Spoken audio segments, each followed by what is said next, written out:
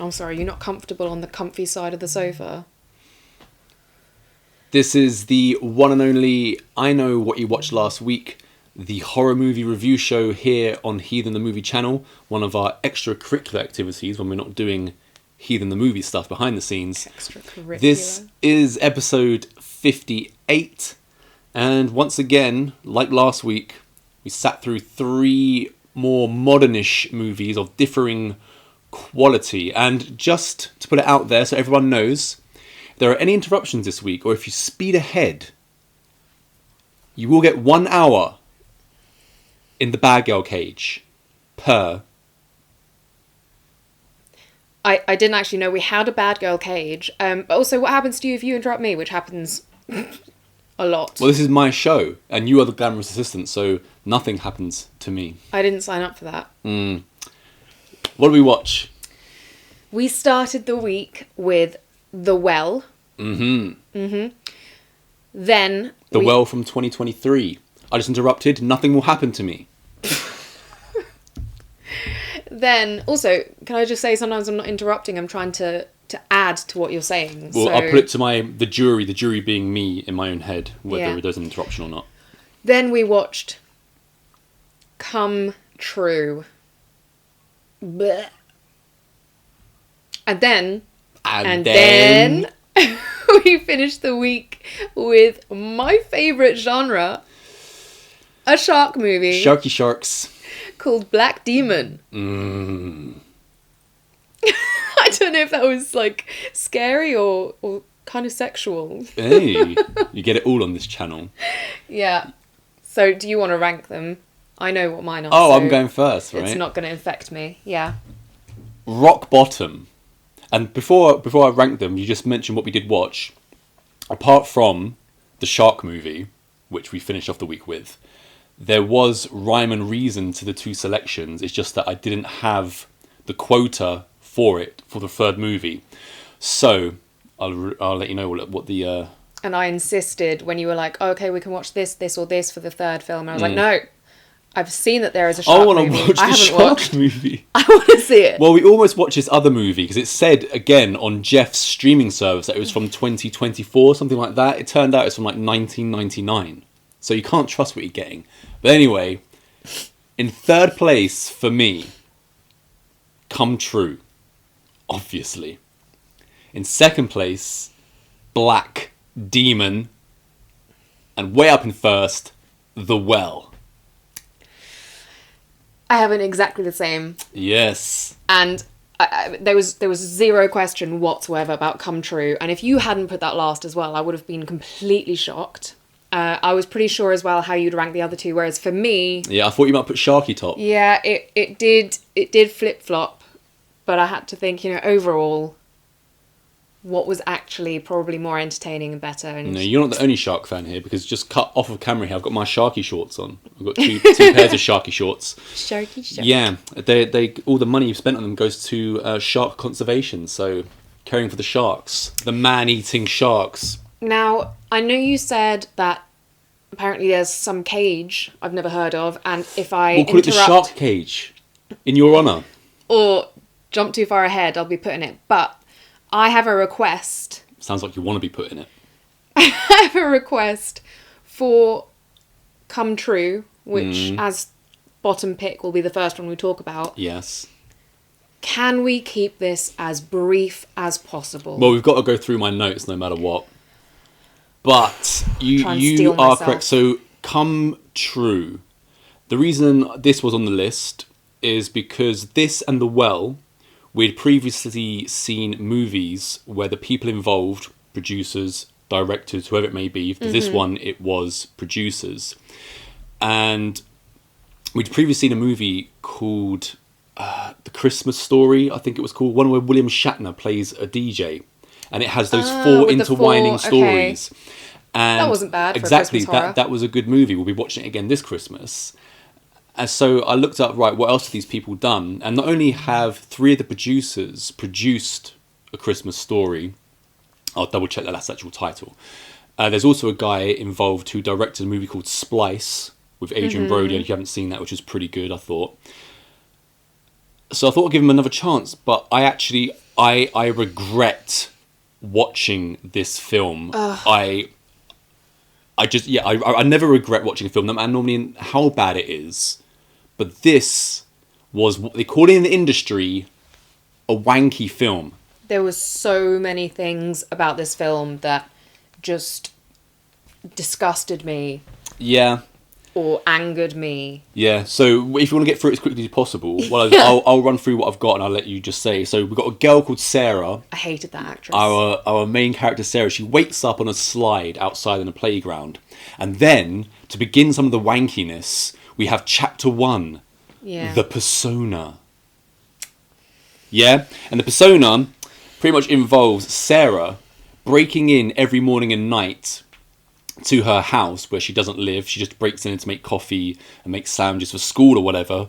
She does this before and after school, where she's mostly dozing off in class. And at this point, again, don't go too far. I'm assuming that she's about 16. Even though she looks about 14, I'm assuming she's 16 just because of the type of class she's doing.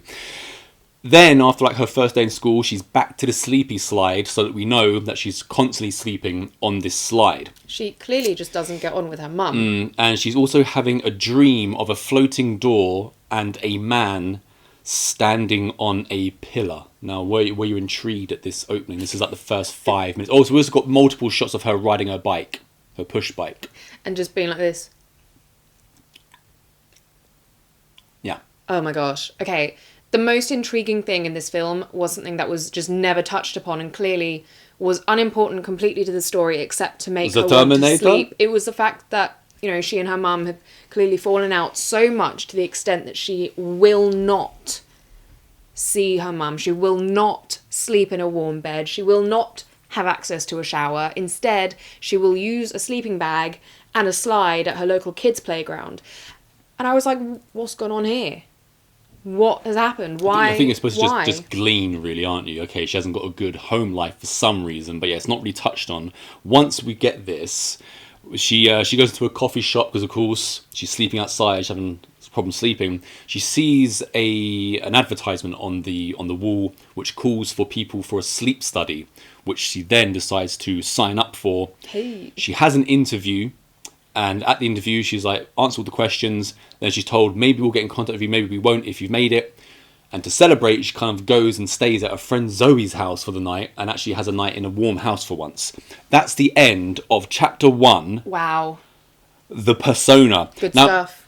We move on to chapter 2, which I must say, yesterday when you were off on set working, I went through, kind of like speeding through it, Ooh. Both The Well and Black Demon. I did not go back through Come True. I was going to say, why would you do that to yourself? And here's evidence of it. In chapter 2, I didn't quite see what it was called when we watched it, but what I took it for was the enema and the anus.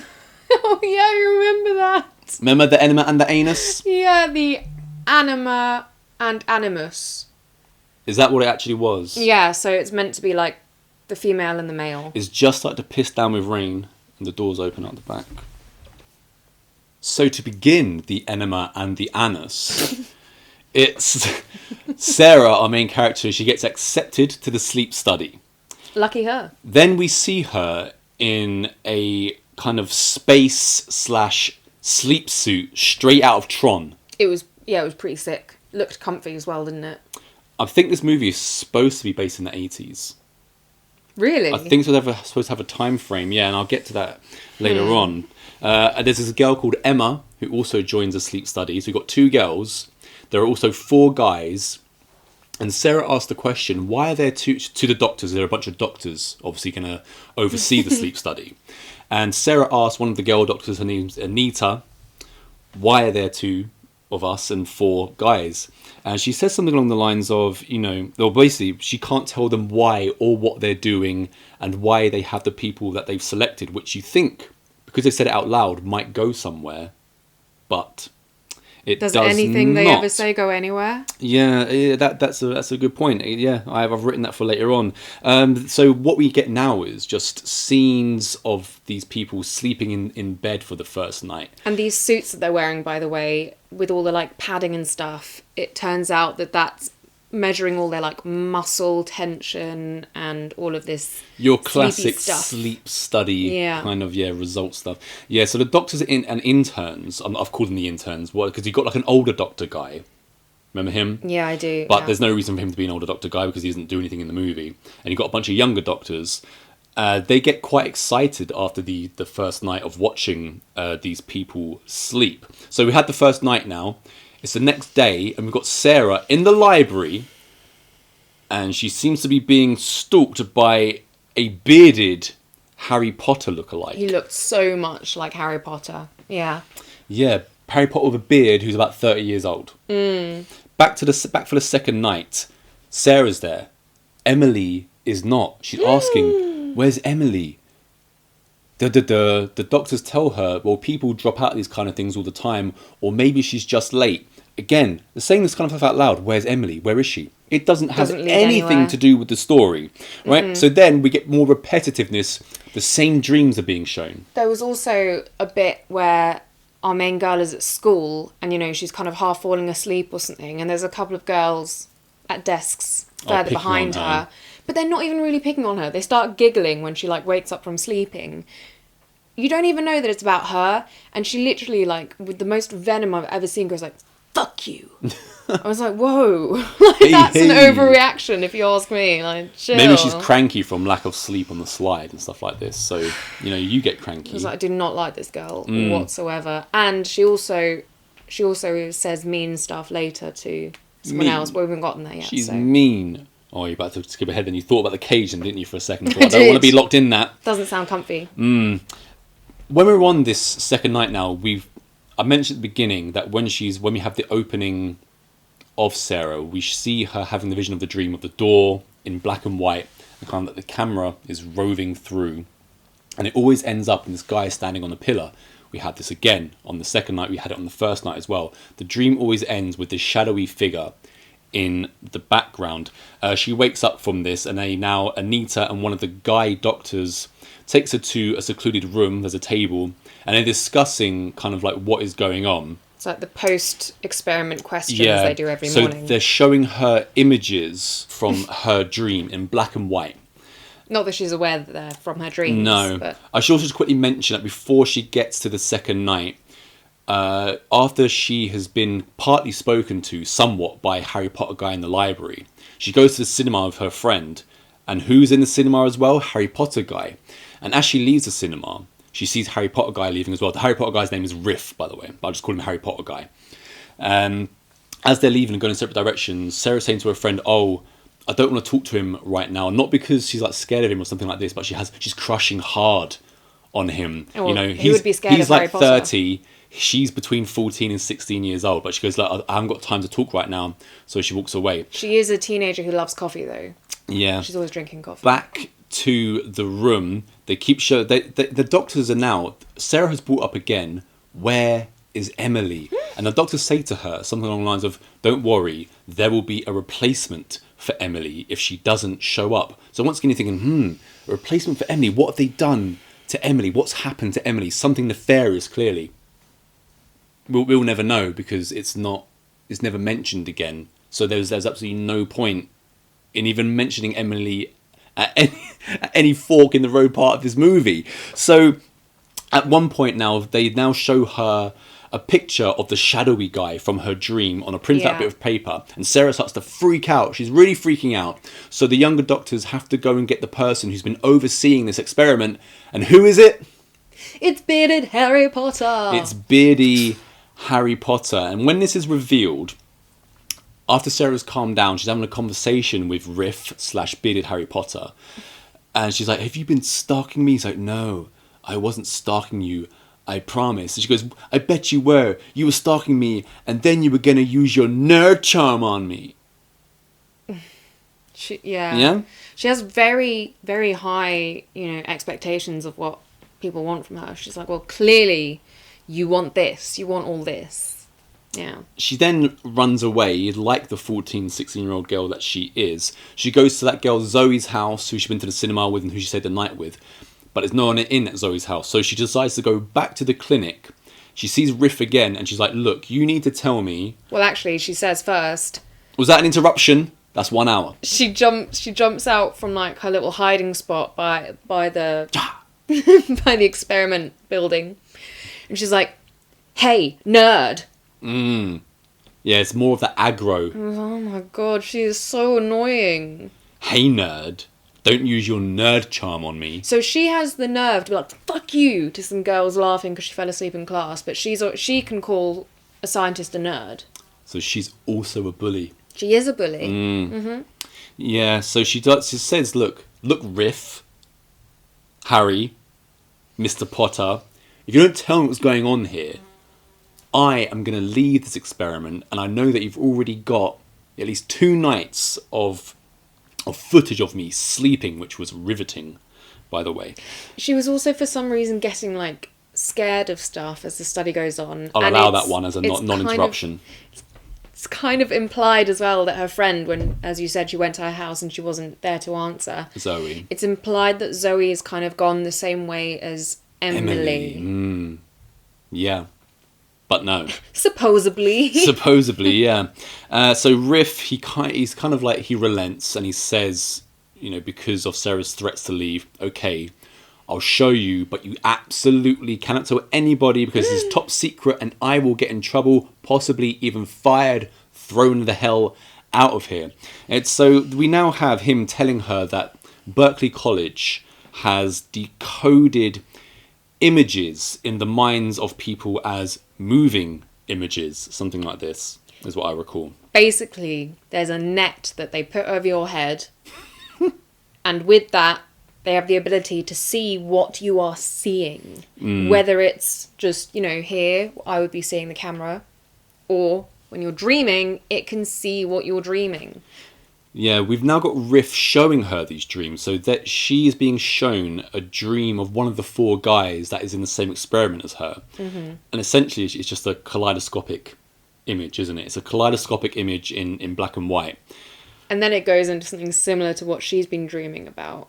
With the manifestation of the shadowy man. Yeah. Yeah.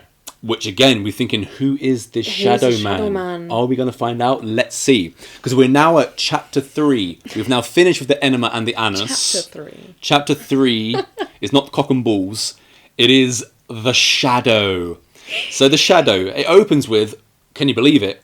More sleep.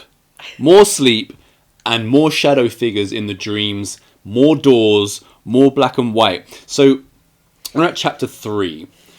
We have seen just multiple shots, scenes of the same thing over and over again, whether it's her sleeping on the slide, whether it's her riding her bike, whether it's her dreams, which we've seen about 3 or 4 times now, which is the same dream every time. We've been shown a dream of a guy who's essentially having kind of the same dream as she is. The same thing over and over again. Now, obviously, we understand the cinematic technique of doing that, but you have to have a payoff. There has to be somewhere where it's going if you're going to go this way.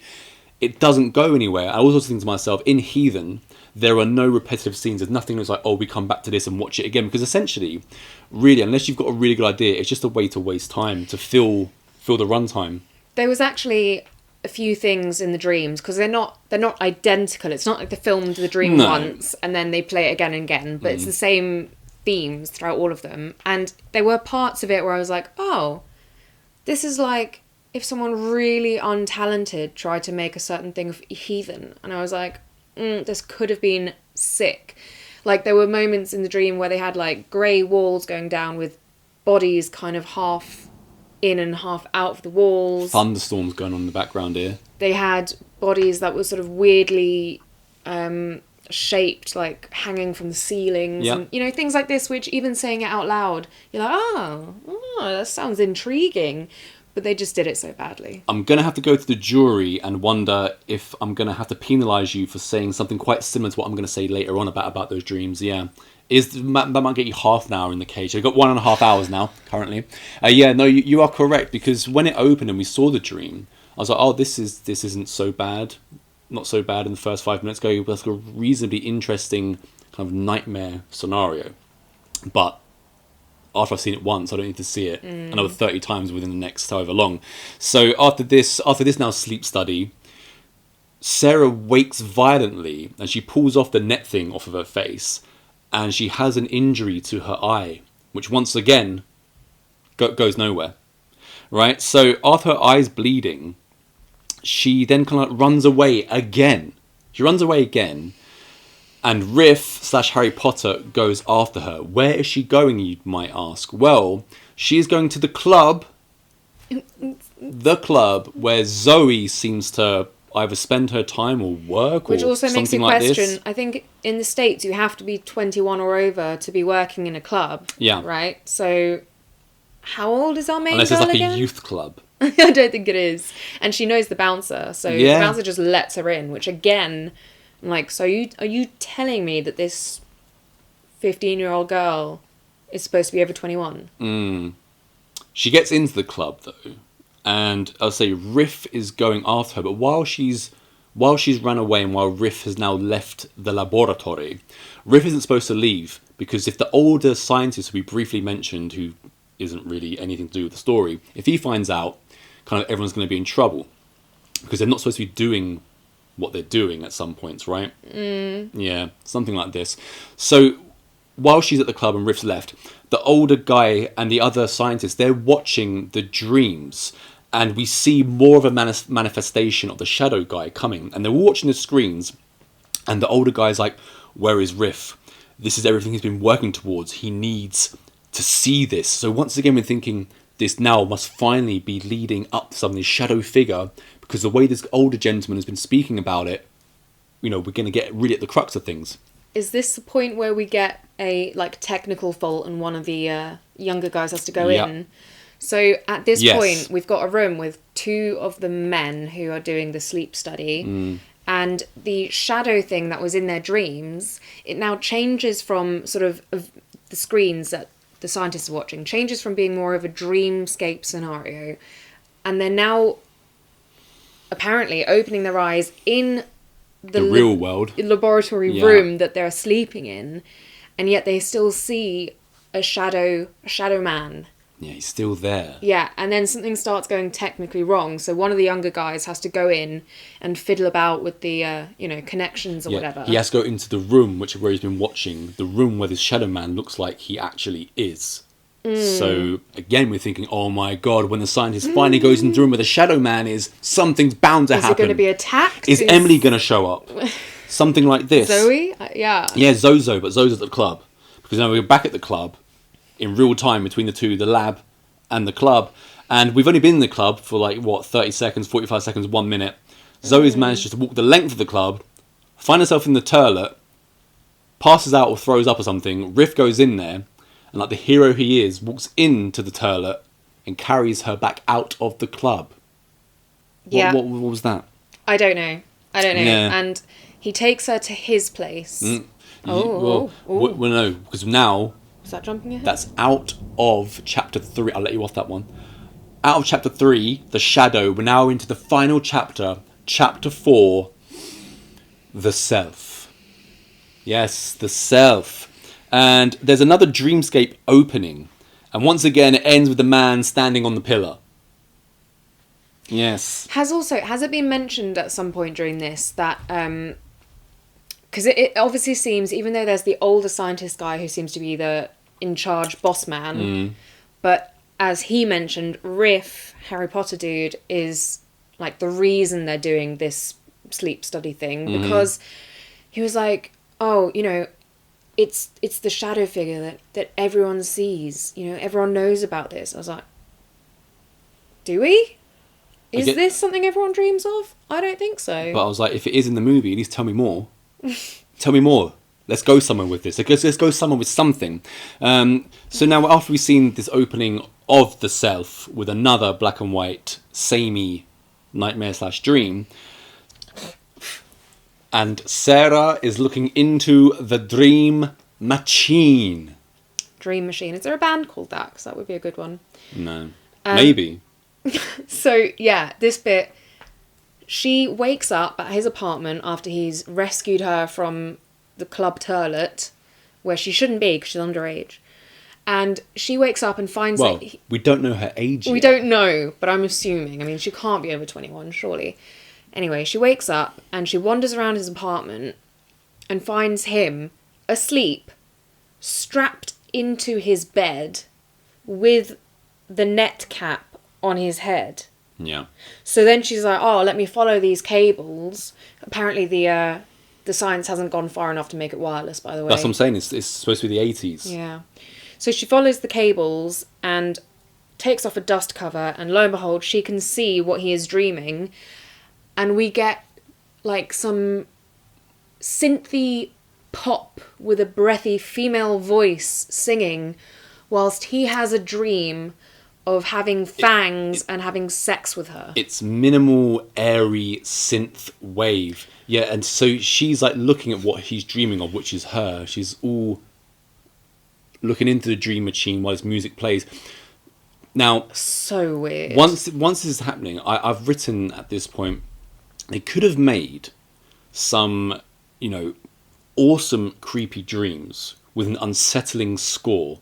Instead, we get this with this synth wave, and you shouldn't be surprised to know that not only did the director come up with this cack movie, he also did this music. It's vomit inducing. That so does not it's surprise also me.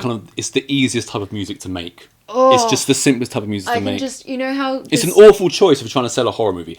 Which is something else to say. This is not a horror movie. It's another movie that's jumped on and said, "Oh, let's call ourselves horror so that more people will watch it." You can also just tell. So how this chapter 4, the self. It should have just been called Egotist, and just been a portrait of the director. Like, you can just tell how up his own arse this guy must be to think, like, I've done something really deep and special. It's really deep.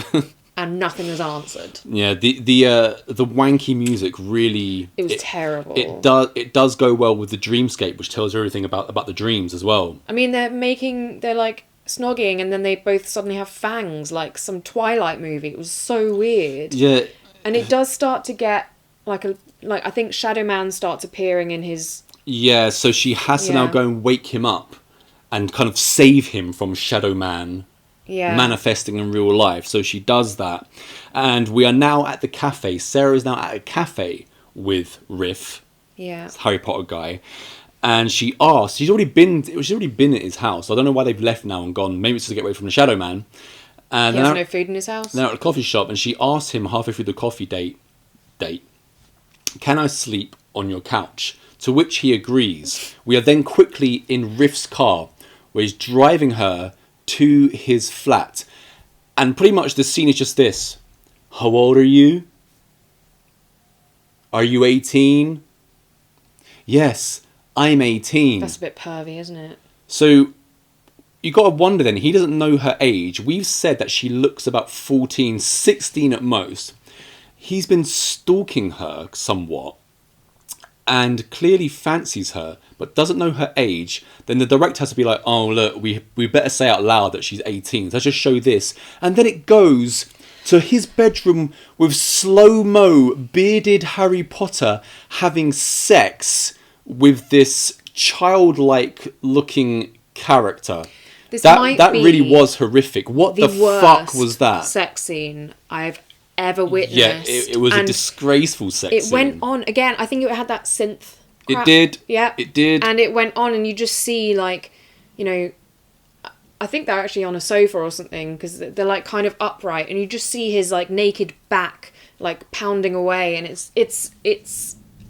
Yeah, I feel uncomfortable even now just thinking about it. I was like, there's not a... No. There is no way any guy of age would be attracted to this girl. Well, she just, as we said, looks like a child. That's what... so you've got to question the director here. Because really why is he cast and also made the character up the way she's made to look? She dresses childish. And like I say, at the beginning of the movie, she's skipping school, not going home. So it's not like it's barely giving. It's not giving the impression that she is 18 because she's running away from home from her mum, which is quite a childish thing to do. Because when you're 18, you think, oh, you might have like yourself somewhat on your feet in terms of even if I'm sleeping on my friend's sofa or something like this or whatever. But she's also in class with people who are like friends that are going hee. Yeah, it all lends itself to being 15, 14. I said 16 at the most. There is something deeply wrong with this. And you've got you've had a bad home life or whatever, surely you would have gotten yourself part-time work, You're more started grown saving up. money. You could not sleep on a playground, for example. Yeah, it was weird. But it was disturbing, not in a good way. this sex scene gets even more disturbing because mid-pump, she passes out. She falls asleep, so Harry Potter must be really giving it to young child. And I swear it takes him Really a couple well. of pumps before he realises. He's At like, least, oh, yeah. she must just, be really enjoying this to be so silent. Oh, wait, hello. This Hello. scene didn't even have anything to do really with my low rating, my disdain for the movie, my regret for even watching it. It was just something that, WTF, man. Well, the two, major things of why I didn't like this were the casting and the very final scene. But everything in this was pretty horrendous. Now, after we have this really disturbing sex scene, and it's just, like I say, it does go on. Like everything else, it just goes on. The ambulance get her. Right? So now she's in an ambulance, and she's taken to the hospital, and she's put through like a CAT scan machine. Riff, the perv, is with her. And while she's been put in this kind of CAT scan machine, Riff, I think, falls asleep. Now he's having a dream, nightmare vision. And we get maybe the coolest part of the movie where we just see a vision of this like finger body thing. It's like two legs with a hand as a torso with fingers. I think moving. I laughed when we saw that, actually. Yeah, it would have been laughable at the Now time you after remind what we've me. already seen. He sees that, and when he wakes up, he runs to reception because Sarah is no longer in her room. No one's on that entire floor of the hospital. Yeah, no one's in hospital. So he like I say, he runs and he eventually finds her sleepwalking. She's in the car park, like an underground car park. And as she's walking out, as she's walking out, the rain is really, you can see in the distance that the rain is really pouring. It's really coming down. It's like almost like storm-like. So he decides to follow her. When we get out of the car park, storm's not there. There's no more rain. There's just continuity errors in this. So yeah, you may go. Okay, this is another thing where you're like, oh, where's this leading? Why is this a thing? When Riff, as you say, he wakes up, there's no staff, no patients. It is deserted on this floor, and yeah, the nurse behind the sort of main desk thing is there, and she calls security to go and check. But again, it has zero to do with anything, because then, yeah, Riff catches sight of the CCTV room, and that's how he spots that, oh, she's in the parking garage or whatever. I was like, why even bother getting rid of everyone else? Like, what was the reason for that? You could have just had everything else as normal, but she's gone. Or have a reason for everyone being gone. Yeah. So something about as well, me saying this is the 80s, that in the lab, the coolest thing about this movie, by the way, is in the lab they have a poster of the Terminator. So you got Arnie there in all his glory, holding the gun with the red rays behind him. There's a bit in the movie where she's lost her phone. Remember that? Yeah. She loses her phone. It's supposed to be like some kind of big deal. Yeah, that's it. She falls asleep when she's getting her laundry done at the dry cleaners. Some old lady wakes her up and is like, oh, some boys stole your phone. Mm-hmm. Again. Yeah, but she's going to come across it quite soon. Because when she's walking in this, apparently this sleep is too deep for Riff to just try and wake her up. So he just has to follow her slowly. Oh my God. Walking down the road to where, God knows where, right? Goes on for quite a while. Forever. That Riff has to ring the lab to call Anita and say, look, come and bring the sleep study, apparatus. We need to hook her up while she's walking. The net cap. The net cap thing and this like handheld blurry camera that they have. So Anita shows up. She catches up to him in their car. Anita's not happy because Riff's already got them in trouble from dicking around his experiments. They hook Sarah up, and they just keep walking and walking and walking. Just more time filled for no reason. You could have cut at least 25 minutes from this film and made it an hour and 20 instead of an hour and 45.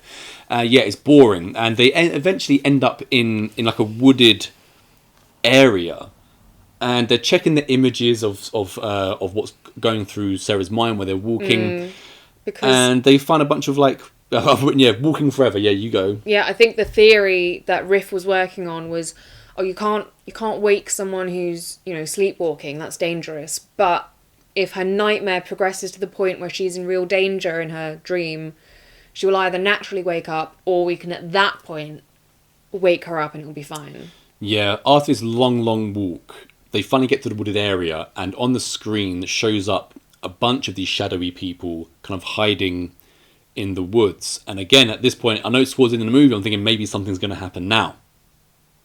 No.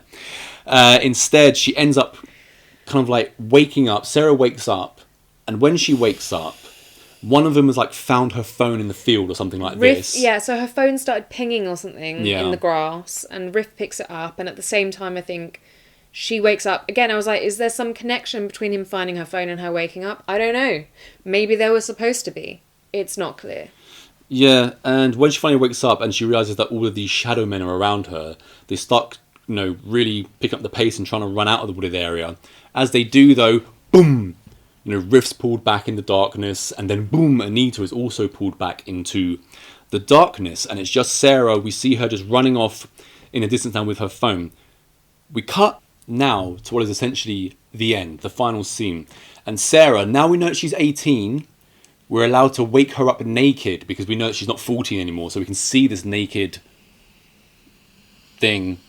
Wake up, and she's covered in blood in Riff's apartment. And she walks, she's walking again from where she's awoken to the bathroom where there's going to be a mirror.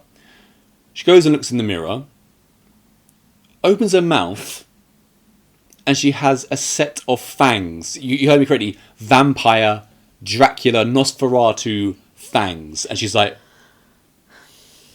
And also the blood that she has all over her is because they briefly showed that she's gouged Riff's eyes out. We don't see this happening, by the way.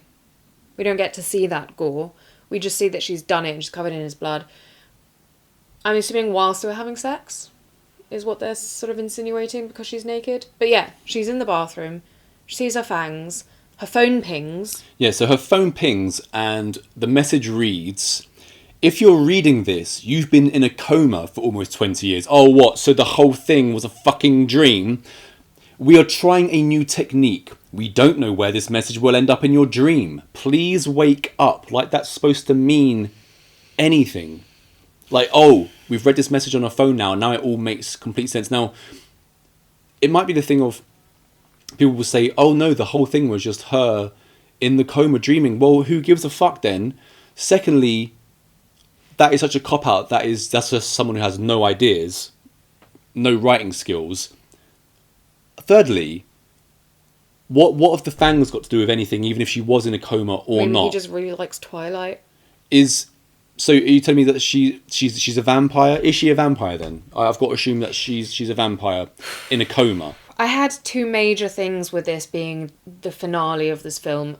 One, her reaction to seeing that message. So we don't even see it straight away. Her phone pings, she picks it up, looks at it, doesn't display any emotion, puts it down again, and then keeps looking at her fangs. Are we supposed to be wowed by the fangs? Would you not have some kind of reaction if you're like, oh shit, I'm in a coma? And yeah, as you said, I don't know if you're... So when I was in primary school, like really, really young primary school, there was a thing where... Like Sarah Young. Even younger. Yeah. When you'd write, creative stories or whatever for your school, for your class project, too many kids would be like, oh, and it was all a dream.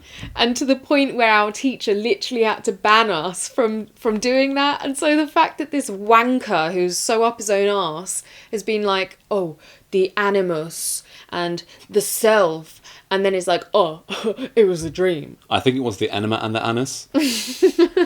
My favourite chapter. Yeah.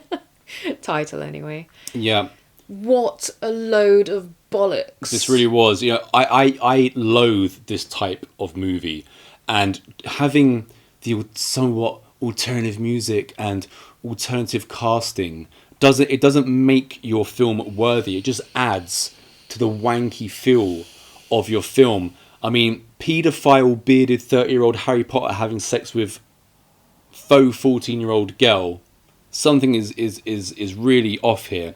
For instance, she looks like a small child being stripped by a weirdy beardy. She also looks a little bit like a small boy child. She could be, you know. Again, like there's not. I'm not saying there's anything wrong with having an androgynous look, No, but this wasn't that. Seeing someone so young looking, zero like female defining stuff, like especially when you see her from behind when she's naked. She's just a stick, isn't she? She does look a bit like an 11-year-old boy. Yeah. And I was like, that's a bit like, why? Okay. Why did we just see this? It's just like, so this whole thing of where I said, so she's obviously got a phone, so she's lost her phone in the movie, right? So she's lost her phone, and she retrieves her mobile phone, and at the end gets a message on her mobile phone. But she's supposed to be in a coma, right? Mm-hmm. So everything we're seeing in the movie is her being in a coma from 20 years ago up until now. So the whole time, the movie, as I kind of think, is somewhat supposed to be based in the 80s. In the movie, when she's in a coma, she has a MacBook. She has a mobile phone. If she had fallen into a coma... Smartphone as well. A smartphone, yeah. If she had fallen into a coma this long ago, she wouldn't have any concept of an iPhone, of a MacBook. You know, it wouldn't be something which is an image in her head. So that doesn't make any sense, right? Then we've got the blue-grey filter that they put on to the film. Doesn't add any. It just adds to how the dullness of everything. So, what kind of filter can I put on this? And the content, you know, it doesn't get any better than the first 5 minutes. Really, it doesn't get any better than the first 5 minutes, which is already dull. Synthwave wank, repetitive, continuity errors. I regret watching this. I can think of plenty of better ways to end this movie, but it still wouldn't save it because it has no plot, because the whole thing, like we say, is a dream. You know, maybe they could do a sequel where she wakes up after 30 years and she's Frankenstein now. You know, she has bolts. I've got bolts and I've urged someone to death. And Coma Frankenstein. They made a mistake as well putting the Terminator poster in there, because that's the best thing in the film by far. This movie, quite possibly, I feel like I'm saying this quite a lot, but this one truly bottom of the entirety of I Know What You Watched Last Week, I think. Do you have any idea what the budget and stuff was, or? Clearly they had some kind of budget. No, I didn't look it up, but I was so done with this film I didn't want to look into it anymore. But I was more surprised that the people that produced that Christmas movie had managed to come up with this. This was just absolutely horrible.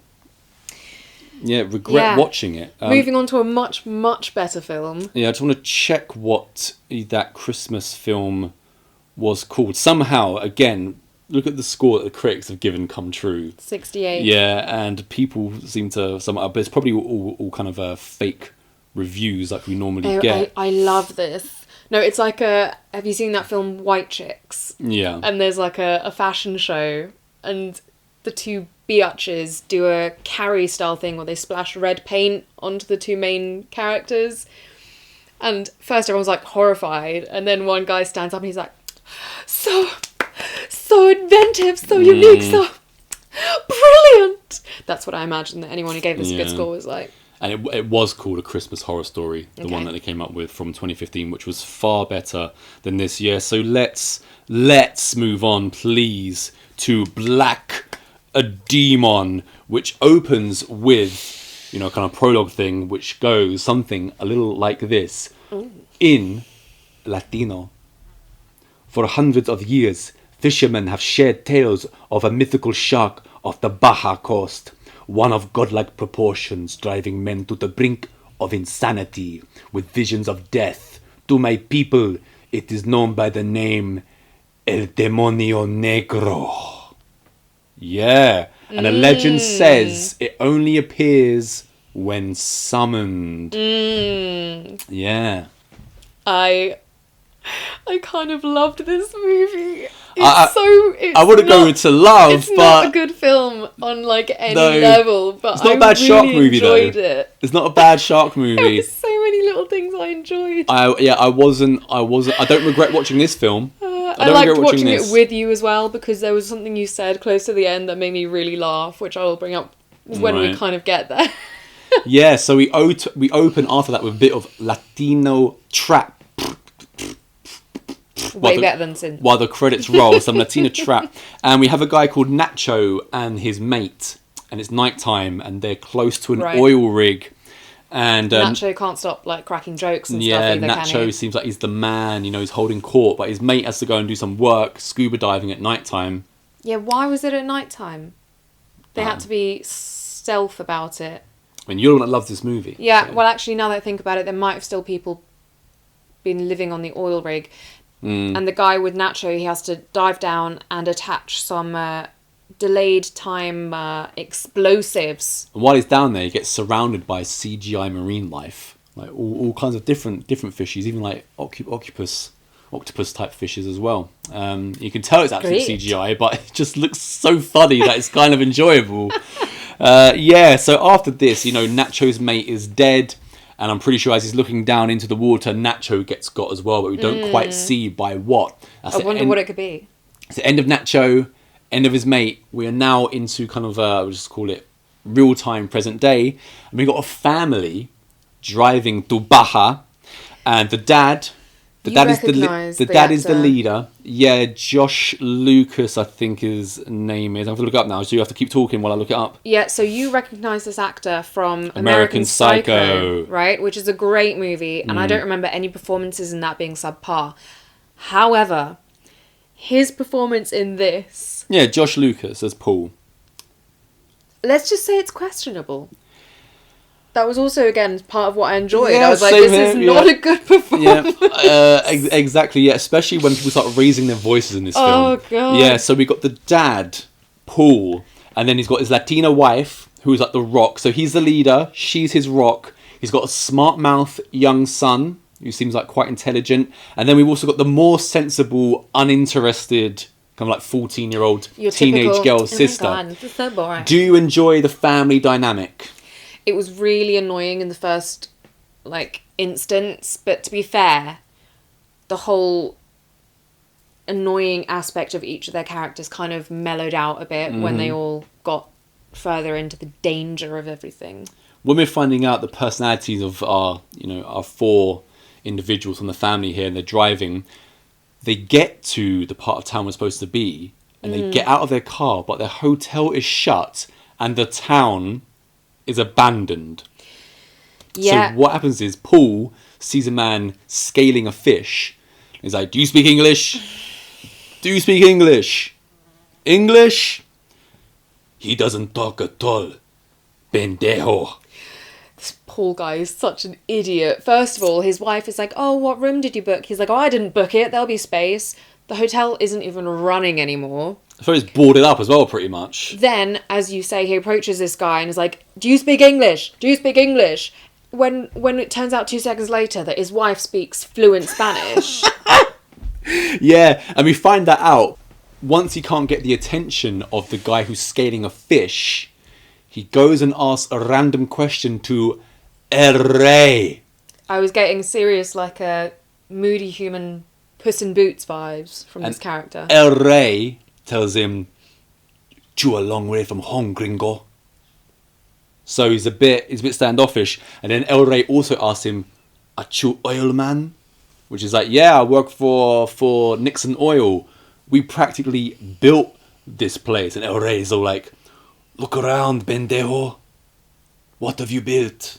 Yeah, I mean, that's typical American arrogance, isn't it? Yeah, take a look, cabron. Are you proud? Yeah, so he tells... You're really milking that. He tells him that he's a pendejo, a bloody fool. And, then, his wife just walks up and just starts speaking to him in Spanish. Oh my God, so dumb. So she basically is like, "Oh, where can we go and stay?" Because Paul has to go and visit this oil rig still. That's the whole reason they're there, is for work. And he decides it's a great idea to go... No, they bribe him. She bribes him. She brings out a wad of cash and bribes El Rey. Yes. It's like, "El Rey, take us somewhere we can stay because our hotel is shut down."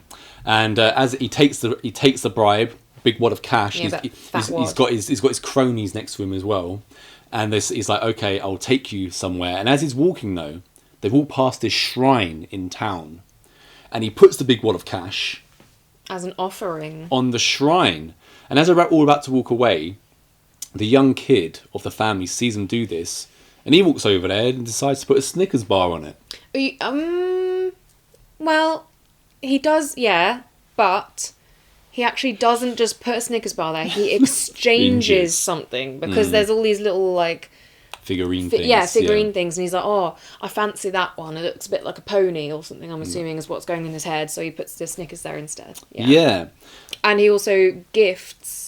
What did you call him? El Rey? Not yet, he doesn't. After they're at the shrine, we get to where we're going, and it's this bar. And as we're all walking into the bar, Paul the dad is the last guy that's going to be walking in. And he says to El Rey, you said something to my wife about protection. Protection from what? And he's like, El dominio. He's like, what are you talking about? The devil? A demon? Kind of thing. And then the sun comes out and gives El Rey his pirate patch. Because when we see him in the car, he's been wearing this pirate eye patch, and his dad keeps calling him a pirate and stuff like this. He wants to be a pirate. A pirate?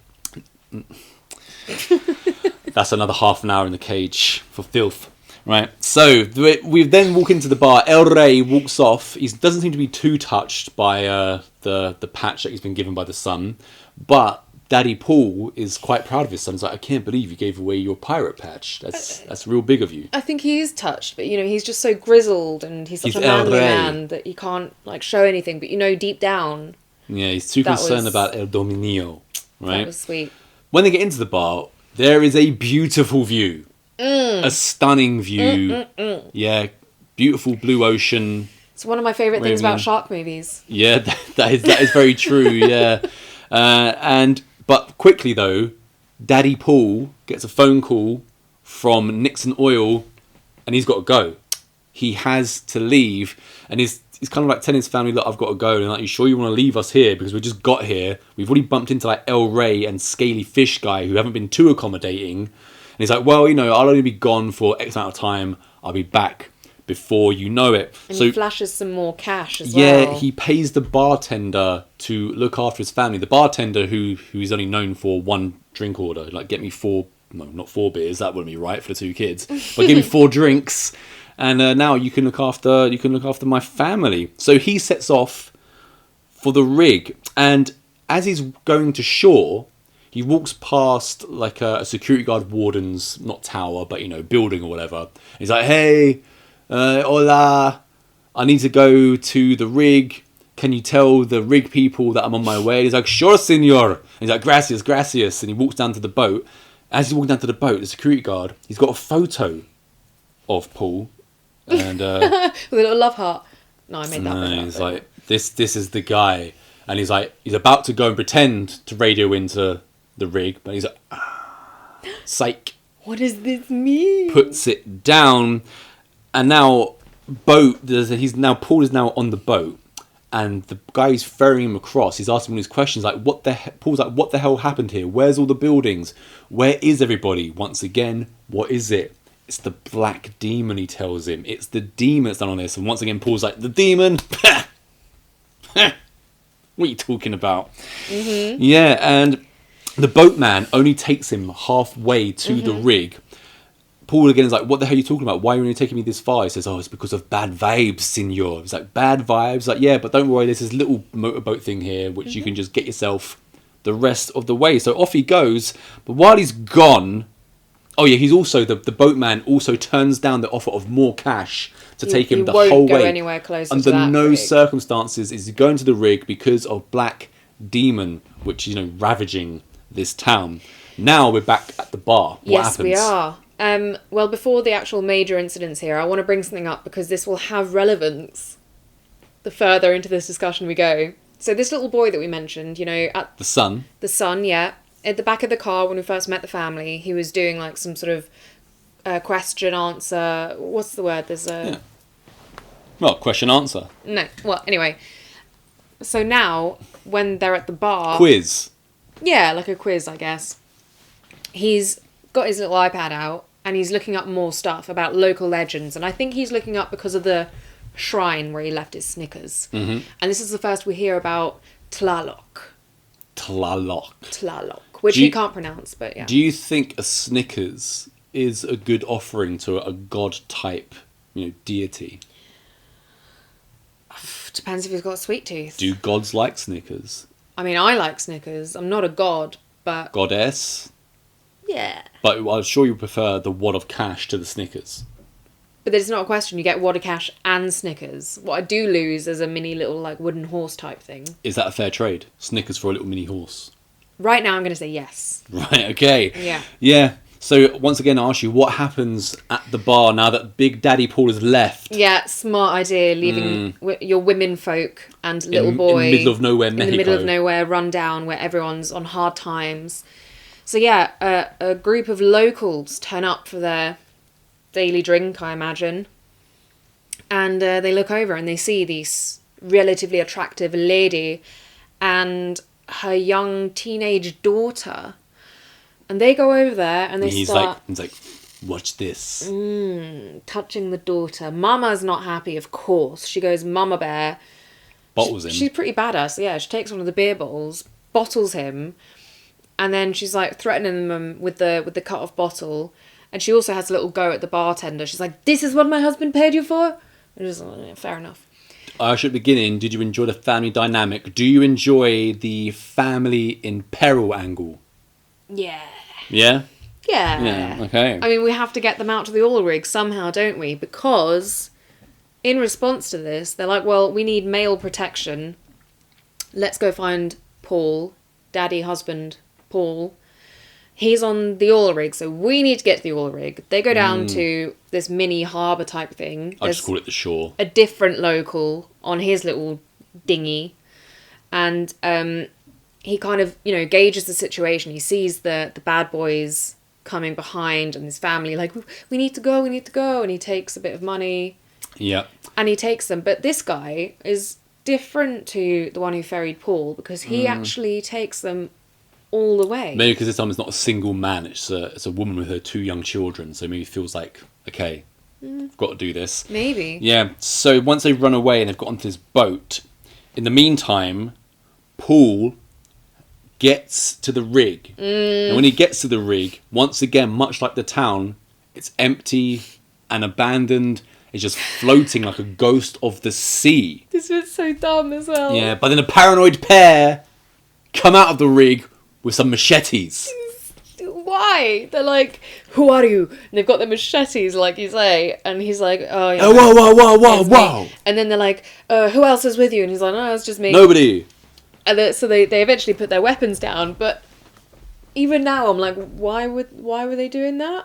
Well, maybe they got, that kind of like, not seasickness, but just sea dooladiness. It makes no sense. They've been out at sea too long. They were like, but it made no sense. We did not expect anyone from the company to turn up anymore. And you've missed out also, it's not just the 2 machete-wielding men. They've got their adorable little chihuahua. Toto the Chihuahua, yeah. No, what a cutie. He was coming up very soon. So yeah, how did you get here? All of a sudden, they stopped questioning him because, they run to the front of the rig, get the old binoculars, and they see the family on the way in a boat. And even Paul's like, what the hell are they doing here? I told you not to come. Yeah. Should have stayed and gotten molested, sexually harassed.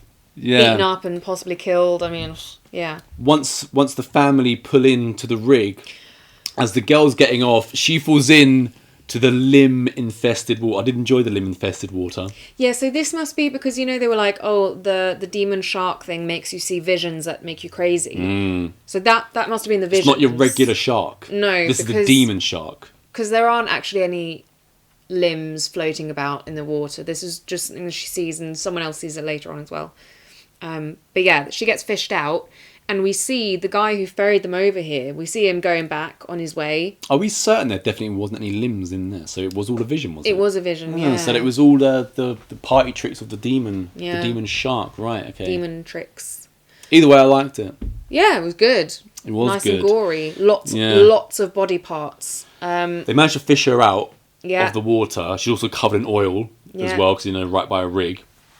And as the boatman is making his way back to shore, pretty much the two Mexican guys that like watch this, and that is when we get our first real glimpse of the black demon who jumps out of the water, and he's bloody massive, and he takes apart his boat and him, obviously. And everyone's like, oh my god, everyone freaks out. Yeah, except Paul somehow doesn't seem to have seen anything. Did you get this bit? I literally wrote in my notes, I was like, has he not seen the fin or the shark? It's like, no, you're all crazy. You're all overreacting. Are we sure that at this point he hasn't seen it? 'Cause I'm pretty sure everybody sees the giant black demon jump out the water, because I'm pretty sure that it's Paul that then says, Jesus Christ! To which Chateau replies, no, black demon, not Jesus Christ. I like that line.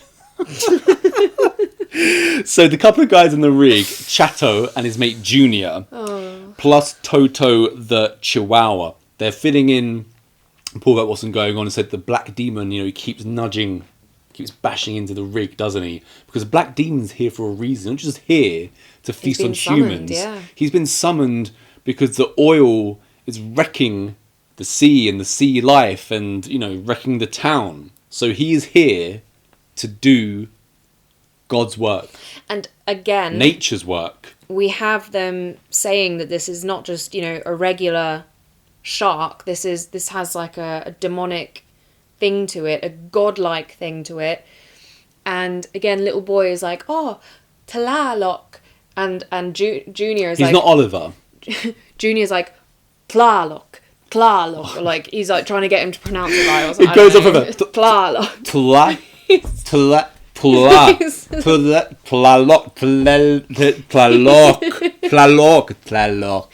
That'll do. So Tlaloc is like a god or something, a deity who... The god of Snickers. Yeah, that would be pretty sick. Deity who protects the earth, right? And clearly this oil rig is an offence to nature, especially since it's not up to code and it's been leaking all over the place. Yeah, leaking for months. And Chateau also says about other work going on around the area, saying that, the workers, they pull down too many trees, they, dehome, what's it called when you don't have a home anymore for animals? Get rid of the habitats and yeah, stuff. That's it. Yeah, so the animals don't have anywhere to live anymore. There's no more habitat for the animals. So this isn't just a shark movie. This is about the state of the world, right? And how we shouldn't be effing around with Mother Nature. And I was quite on board with that as well. I wasn't disagreeing with anything that Chateau says, and I also wasn't disagreeing with the reason that Black Demon has been summoned to this place, because all these dickheads just been leaking oil into the water for months and months. This beautiful sat back in America, just signing off bits of paper saying, yeah, that's fine. There's also... Come on, Black Demon. May I jump ahead for something that's not part of the story? It's tied in with this. I have to ask the jury if we're going to get another half an hour in the cage. Oh, after I say it. Well, that's kind of cruel. Well, I'm gonna take the risk. Later on, just to like really hammer home that this is all about like protect the environment, people. We get a bunch of images of all the atrocities. I'm afraid you have gone too far ahead. You are now 2 hours in the bad girl cage. Right, yeah. So are we going to elaborate on that later then? Or? Yeah. So that's all when Chateau says that the Black Demon, he comes and he play with your mind because he wants to protect the area. That's why he's here. And while he's here, he wants the ultimate sacrifice. What could be the ultimate sacrifice? And that's when we get the Tlaloc teaching to the kid. Right, so at this point... It sounded to me as well like the ultimate sacrifice would be a child. Did you get that? Or was that just something I was getting? Because I think that's more old school human sacrifice. The ultimate sacrifice is a child. I'm not sure that the Black Demon is so... But that's what it sounded like from what they were saying. I can't tell you right now because I don't remember verbatim what they were saying, but I was like, wait, is this all going to lead up to like the little boy sacrificing himself for the sake of everyone else? That would have also been cool, but he's a bit young. Been a bit depressing. He does, however, find some more of those little, figurines and a boat thing. Yeah. And he puts them all, and did you notice he named each, like, he put like Toto, he put his sister, his mom, his dad, Junior, and he puts it out to sea, and I think 2 of them topple into the water. Wow, you just gone right ahead again. So that's another hour, that's 3 hours in the Bago occasion. Well, surely that one doesn't matter when it happens. We get is I didn't say who. Chato and Junior. They now have to go underwater and weld. They've got to try and weld where this thing called the bell is, and apparently the bell is kind of indestructible, according to Paul, and it also protects you if you're by the bell, because being indestructible, Black Demon can't just come and ram it. So if you just kind of like maneuver yourself around it, Black Demon's got no chance. So they go down into the water to weld because they've got to try and like fix this constantly leaking rig. And once again, they get into the water. So are you telling me that the floating eyeball that goes past Junior or Chato's face is also not real? Yeah. Right. Yeah, so they float around for a little while down there, do some welding, but all of a sudden in distance you can see the big black shadow of the Black Demon getting closer and closer. I thought Chato and the Junior. the shadows underwater, because I'm scared of underwater at night in the dark, was quite effective. And they've got to get out of there real quick. Chato manages to make it back to this little hub thing, what they've got into. He gets back to the rig, he's pulled up by Paul, everyone's kind of in a panic. He's like, where's Junior, where's Junior, where's Junior? No? Not quite, no. You go then. Junior gets into the bell. Junior goes into the bell, this like mini submarine type thing. I said that Chato was back to the thing that they get to. Yeah, but we don't even know that yet. So can I put you in the cage? Because you jumped ahead. I told you there are no consequences for me. You're going in the cage. I can do whatever I want. Oh, if you're in there for 2 hours, 3 hours, I'll be going in. So basically, Junior goes into the bell. Junior. Where, you know, Paul has assured him, like, nothing can fight through this bell thing. This bell is indestructible, you're safe there. It's like the Titanic. But, I mean, we know this is not true, because this is the Black Demon. And it's otherworldly. And, yeah, what happens with Junior inside, Black Demon gnashes onto it, it kind of crumples a bit, but Junior, I keep mixing them up, Junior's still alive. But now we go up over the water, and the cable that's supposed to pull the bell back up is just being drawn and drawn and drawn, because clearly Black Demon is swimming away with his catch. And eventually it just snaps. Now, a couple of seconds after this, yay, Chato emerges. Chato is back, He just baby. swum up on his own. Yeah. No bell needed, because Black Demon is otherwise occupied. And I think what is left of Junior ends up floating up to the surface, and Paul fishes him out. I watched it yesterday and rewind, and they're all looking down. They see him, kind of like get to the surface. They think, oh, Junior's here now, but then they drag him out. There's nothing below his hips. Yeah, so as I said, what is left torso. of him. Yeah. Again, pretty cool. Yeah, not bad. Yeah. And luckily, the little boy is distracted inside doing whatever, but the teenager spots this out of the window. Yeah. Yeah, so the Black Demon's eating him. And once now we are back on the boat, there's fracturing. There's the beginning of the rig. Beginning of the rig. There's the beginning of fracturing where Paul is now having to go as Latina wife saying, why did you come here? Why did you stay in the bar? I couldn't stay in the bar and become sexually harassed. And then there's a bit of like, I'm sorry. With some like piano music. Stuff like that. And there's also fracturing because there's more fracturing later on. That was the first fracturing. You don't want to speak about. Do you No, want to take the risk? Do you want to take the risk? Right. After that bit of fracturing, that's the first fracturing we see.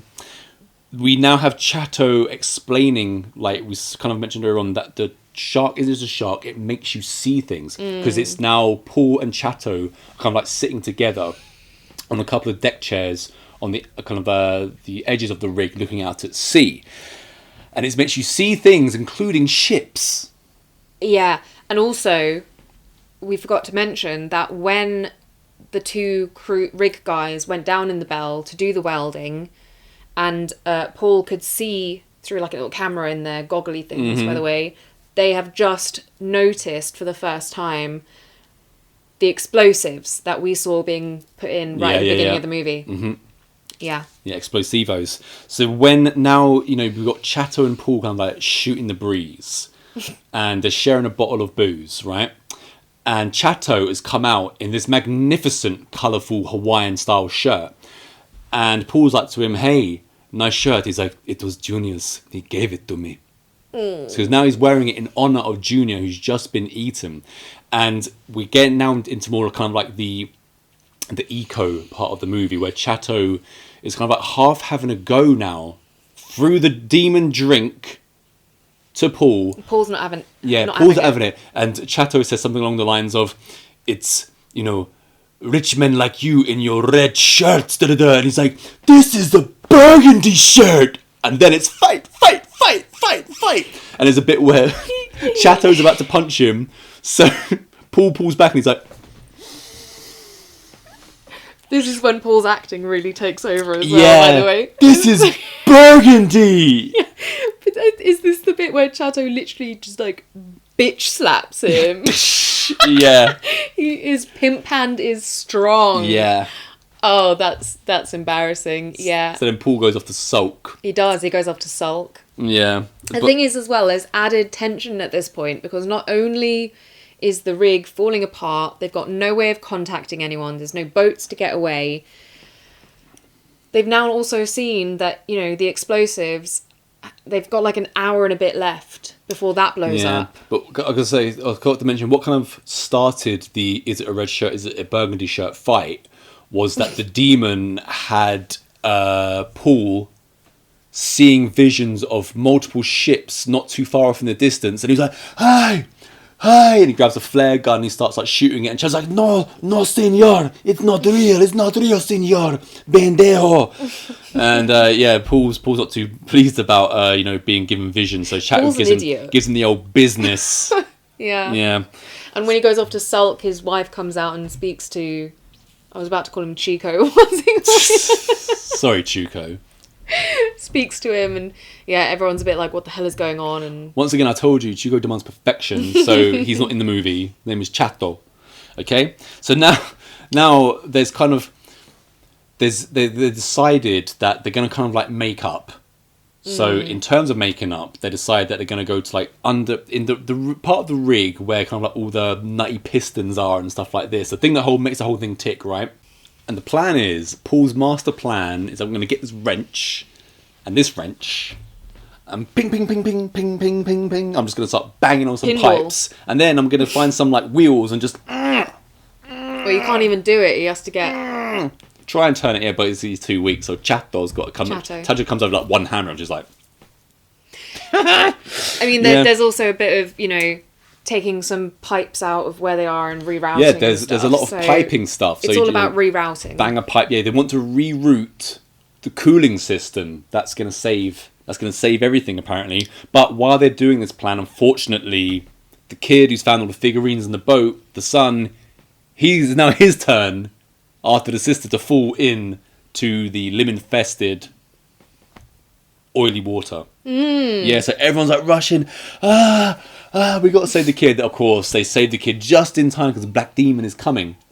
It's at this point they've saved the kid, and while Paul's been coming up with his master plan to bang pipes and stuff like that, the mum has been finding the inspection reports signed off by Paul and his company, saying, yeah, the rig is absolutely fine, it's all up to code, let's just crack on and pollute the sea. Yeah. She's not best pleased about this, so now there's more fracturing. Paul has maintained to everyone this whole time, like, I didn't know it was in this state, I didn't know that, blah, blah, blah, blah, blah, blah.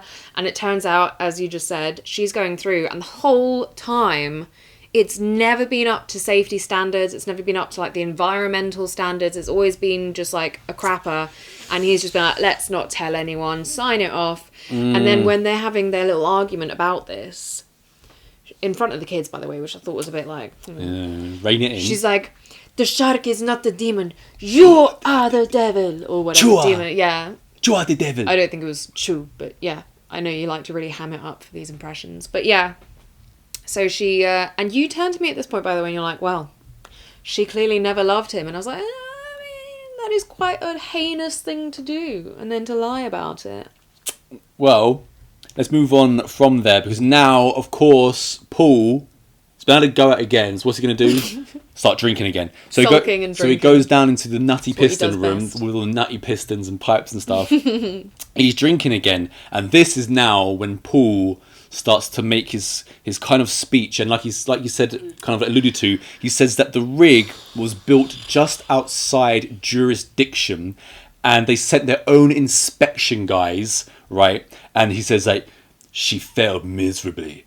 But I went home and the people above me were like, if you don't sign off, we'll find somebody who will. So I had to think about my family and my paycheck. And this is now when we get all the cut-ins of the socially aware wrongs going on in the world. Okay, this pollution. This was the one fire. Part of the film that I was like, oh no. I loved all the bitch slapping. I loved all the bad acting. There's only one bitch slap. I loved everything up to this point, and then I was like, no, we understand that your whole point with this film is trying to educate people about the environment and pollution. You don't have to have this seriously on the nose montage of world distraction. Yeah, and while he's drinking away, once we get, I mean, the montage goes on for quite a while, doesn't it? And his speech about how the rig was not up to code goes on for quite a while. We then cut back to town where El Rey is back at the Tlaloc shrine, and he sees the Snickers, or one of his henchmen sees the Snickers, and they say something, and then El Rey is like, no, we let Tlaloc do its work. Wherever that may be. Did he say that?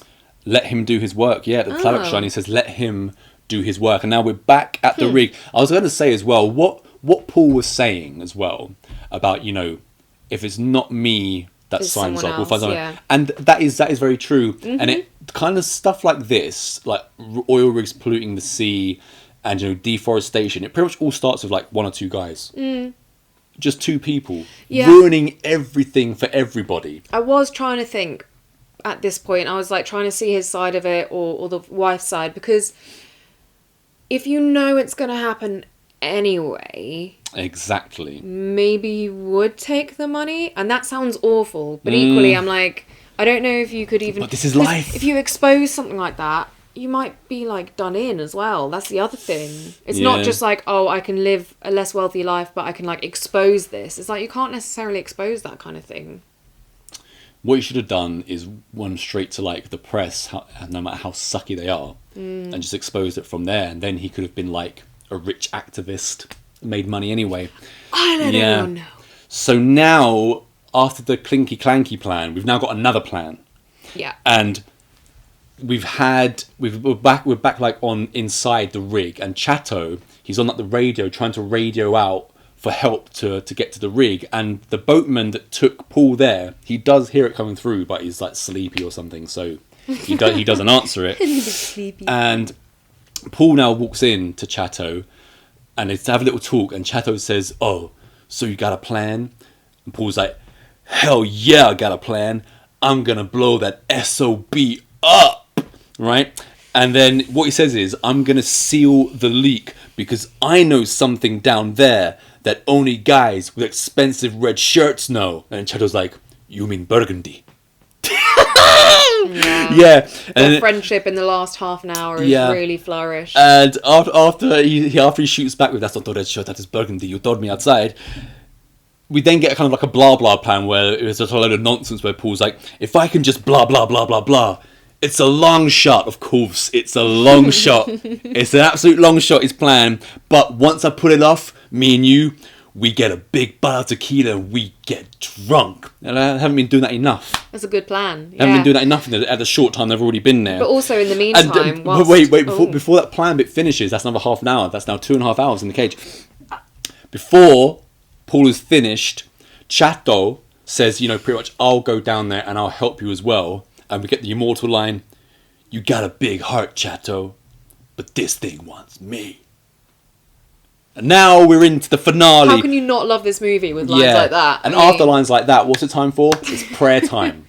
But I feel like you've missed a whole side story whilst Paul's been drinking and sulking and stuff. Enlighten me. Which is the teenage girl in particular, whilst Mama's been, angry and finding paperwork. Teenage girl has been opening lockers, looking for bits and bobs. She's also got a plan. And she's found an old, like, inflatable safety raft thing, right? Yeah. And Chateau is like, oh, that's no good. It's got holes and rips or whatever in it. Chateau knows. And now the girl goes full on Daphne from the Mystery Inc. gang. You've always got to read it back around to Scooby-Doo. But she does, haven't you? because she takes out her little, like, nail varnish jar, you know, trusty nail varnish, because a girl's best friend is also... That is very Daphne, yeah. Isn't exactly.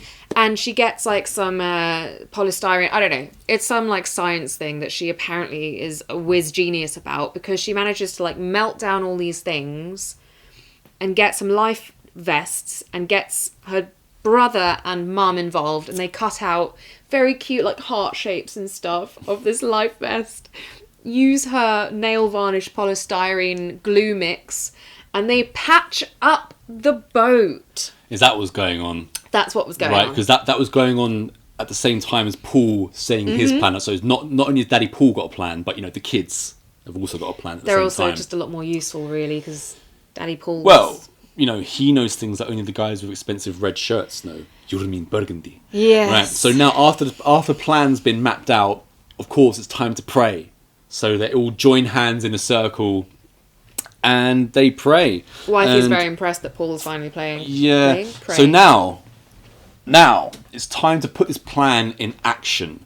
So before Paul decides to, you know, plop himself into the water, he says to Chato, whatever happens, look after my family. Make sure you get them away from this rig in that little dinghy, which you've all just patched up together.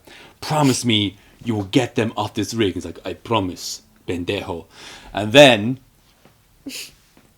he gets his visor, which he's about to go scuba diving in. Oh, God. But Paul, he's got a dry mouth. So he can't... He's a bit nervous. He can't spit in his own visor. So he turns to Chatter and goes, you got any spit? Big loogie it is. It's like, what are you doing? If you just got some random geezer to just, like, gob in your scuba gear, and he's like, Paul's happy, he's like standing there like, hey, that's like some real good garb you got there. And you just put, I was like, what was that? What was that? And also, if ever, I mean, maybe I'm just an amateur, but I've never had to gob in my stuff. Like sometimes, yeah, you wet it with the seawater first, but I've never had to gob in my goggles before. It's apparently supposed to stop it from like steaming up or something like that, but I'd rather have some steam than Chato, you know. Ugh. Yeah, not good. Not good. Jesus Christ, no spit. So before I get to the ending, do you want to say anything about Paul going into the water and what happens there? Yeah, well, I was also just a bit confused by this because him letting some man spit in his visor. Yeah, no, so was I. No, his plan. So he's like, as soon as I get in the water, you guys get in it is a long shot. You see, interrupted me again. I told you, there's no consequences for me. He's like, as soon as I get in the water, you guys get in this flimsy thing, which somehow the glue's managed to dry on time. And you guys start paddling away to safety, right? And I just thought that was a bit risky. Well, he's a risk taker. Because, like, the shark is still there. Like, the whole reason they haven't paddled away before... the whole reason they haven't paddled away before this was because Black Demon has, you know, big appetite. Yeah, but now Paul is the ultimate sacrifice. That's right. Paul is the bad boy. So Demon is only interested in Paul. So when Paul goes down there, he does a bit of welding or whatever. And there's also a time thing. What the hell's the time thing? Is that important? Bomb? Oh yeah, the bomb. Right, so that's the bomb. Is that important? But a little bit. Yeah, I guess so, in a way. Yeah. But I was thinking though, because Paul is the ultimate sacrifice, do we really need the bomb? Because if he's eating the ultimate sacrifice, then we can just let Demon live on. Well, and is Demon really there? I don't know, but yeah, he goes down. He does actually manage to stop the oil spill.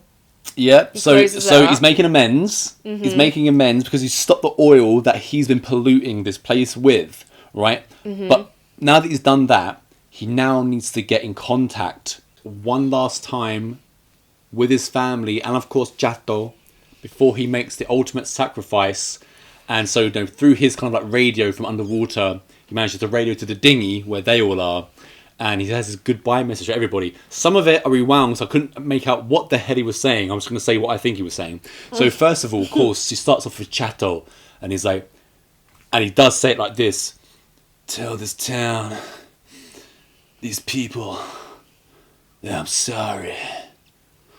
Okay, pendejo. He's like not really fussed, Chato, is he? He like passes it along, and then it's time for Audrey, his daughter. He's like, "Audrey, my sweet, beautiful young woman, that's your rat. You had it in you all along." I've rewound it like 6 times, and all I can make out is that's your rat. You had it in you all along. And then she goes, "Okay, Daddy," and then she passes probably it. as confused as you are. Passes it, yeah, it's probably as confused. And then she passed it on to little Tommy, the little son, and Paul's all like, "Tommy, I'm leaving. I left you a gift in my bag. Thing about pirates is their urge, bravery, willingness to explore the world. Buddy, you're the captain now." That's his message. And he's finally onto his wife. It gets a bit dirty here, because what I can make out is he's saying, "Honey, I should have popped you. I should have popped you." No, don't say it. I was like, "I should have popped you." I'm pretty sure that's not what he's saying.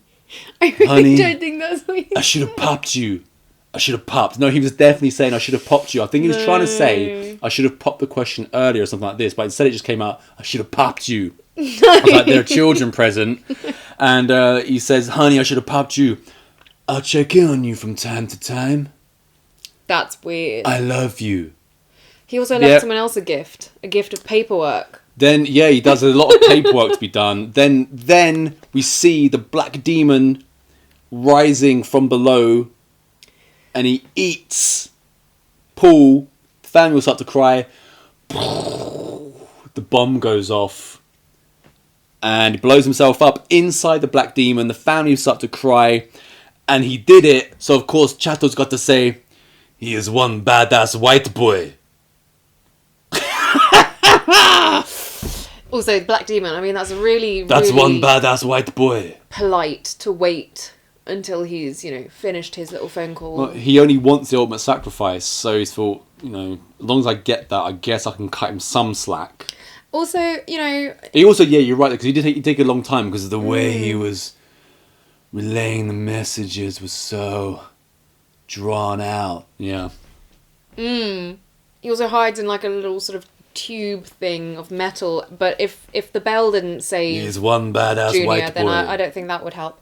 Yeah. So it all goes well, and you'd think the family would be quite upset with Paul being eaten by a giant shark. They're upset for about 5 seconds, but then a rescue boat turns up out of nowhere, and who is the rescuer? El Rey. Because El Rey has let Tlaloc do its work, and he's also been touched by not only the pirate patch gesture, but the Snickers gesture. That gets to El Rey's reminded him heart. of the little boy. I think he's like, I need to save that little boy. Thank God for the Snickers bar. Also, when they take them all off, of course, Toto the Chihuahua is also still alive. Yes. He's also put onto the boat, and the rig, it starts to crumble into the sea. And yeah, then the boy puts the little boat, the little figurine boat, into the water as like one last thing. So they're going off into the distance. The boys put the boat thing into the water, and all of a sudden, it's eaten. Black Demon is not dead. You don't remember that bit clearly. No, but this is the same boat he put in the water ages ago from the rig. So where did it come from? It's just been floating around.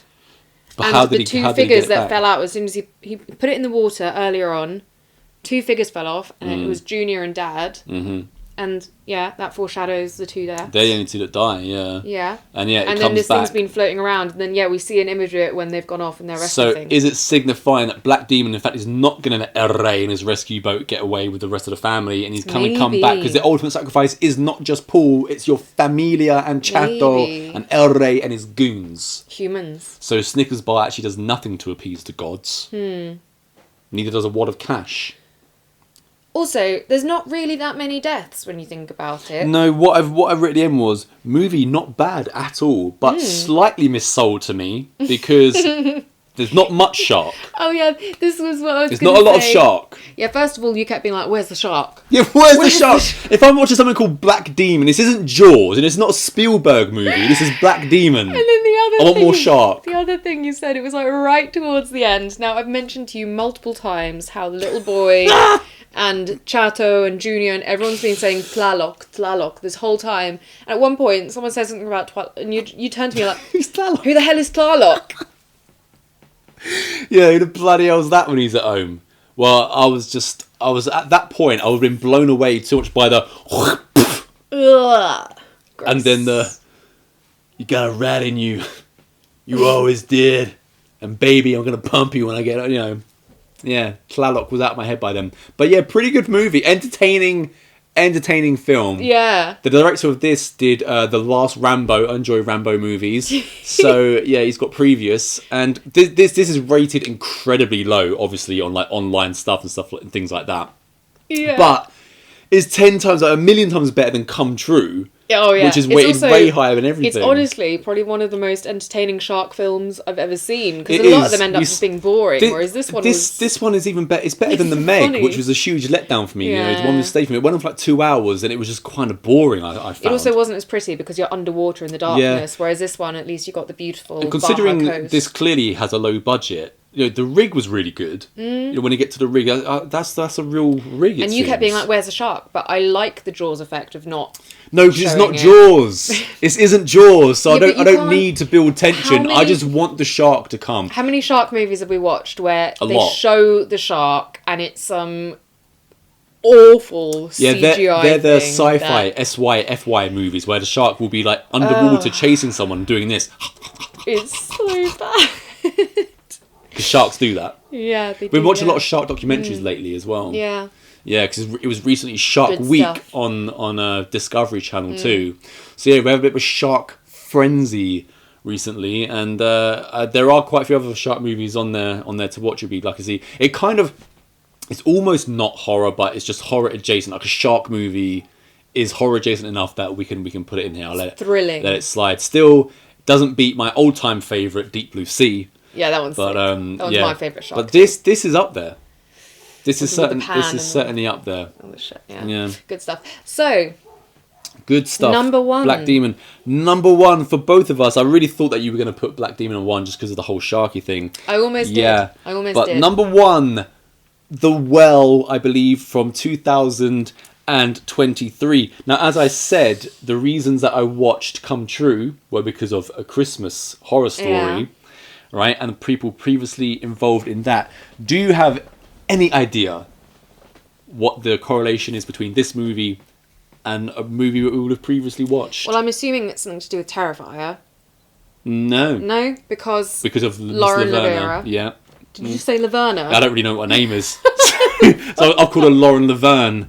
Yeah. Oh, Lauren LaVera. Yeah. No. Okay. So not. But no, I have no idea. Okay, well, I'll just introduce the movie a little bit, and then I'll let you know when it's appropriate. So, The Well, we open up on a bus in Italia, and we have our main character, Lisa. Young Lisa, who's played by, not Lauren Laverne, but... Lauren LaVera. Laura LaVera from Terrifier 2, right? And probably number 3. She's sketching on this bus, which I was like, that's really impressive. I don't know many people that can do detailed classical art sketches on a moving bus. She's about to become a renowned art restoration genius, isn't she? She's from a lineage of it because her dad has something to do with it too. So while Lisa's on this bus in Italy, she meets a group of 3, Madison, Tracy, and Tony, and they're going to a place called Sambuci. And the 2 girls I just mentioned, Madison and Tracy, they are biologists when they introduce themselves to Lisa. And the guy, Tony's just there to carry their bags. So of course the 3 women, all really well educated, completely useful, and just the guy obviously there to carry bags. He even says as much out loud. Yeah. So they're going there, biologists, to look at fauna. Mm-hmm. Yeah. And once they've made introductions on the bus, we kind of like fast forward and they're dropped off. It's a very foggy drop off though, and we hear like woo woo woo kind of sounds in the background while the fog is going on. And the 3 of them and Lisa, they agree that later on in the week, because they're going to be staying in the same town, that they're going to meet up at some point in the week. Because Yanks abroad. Yeah, this movie is The Well from 2023. This week's number 1. So that's our intro.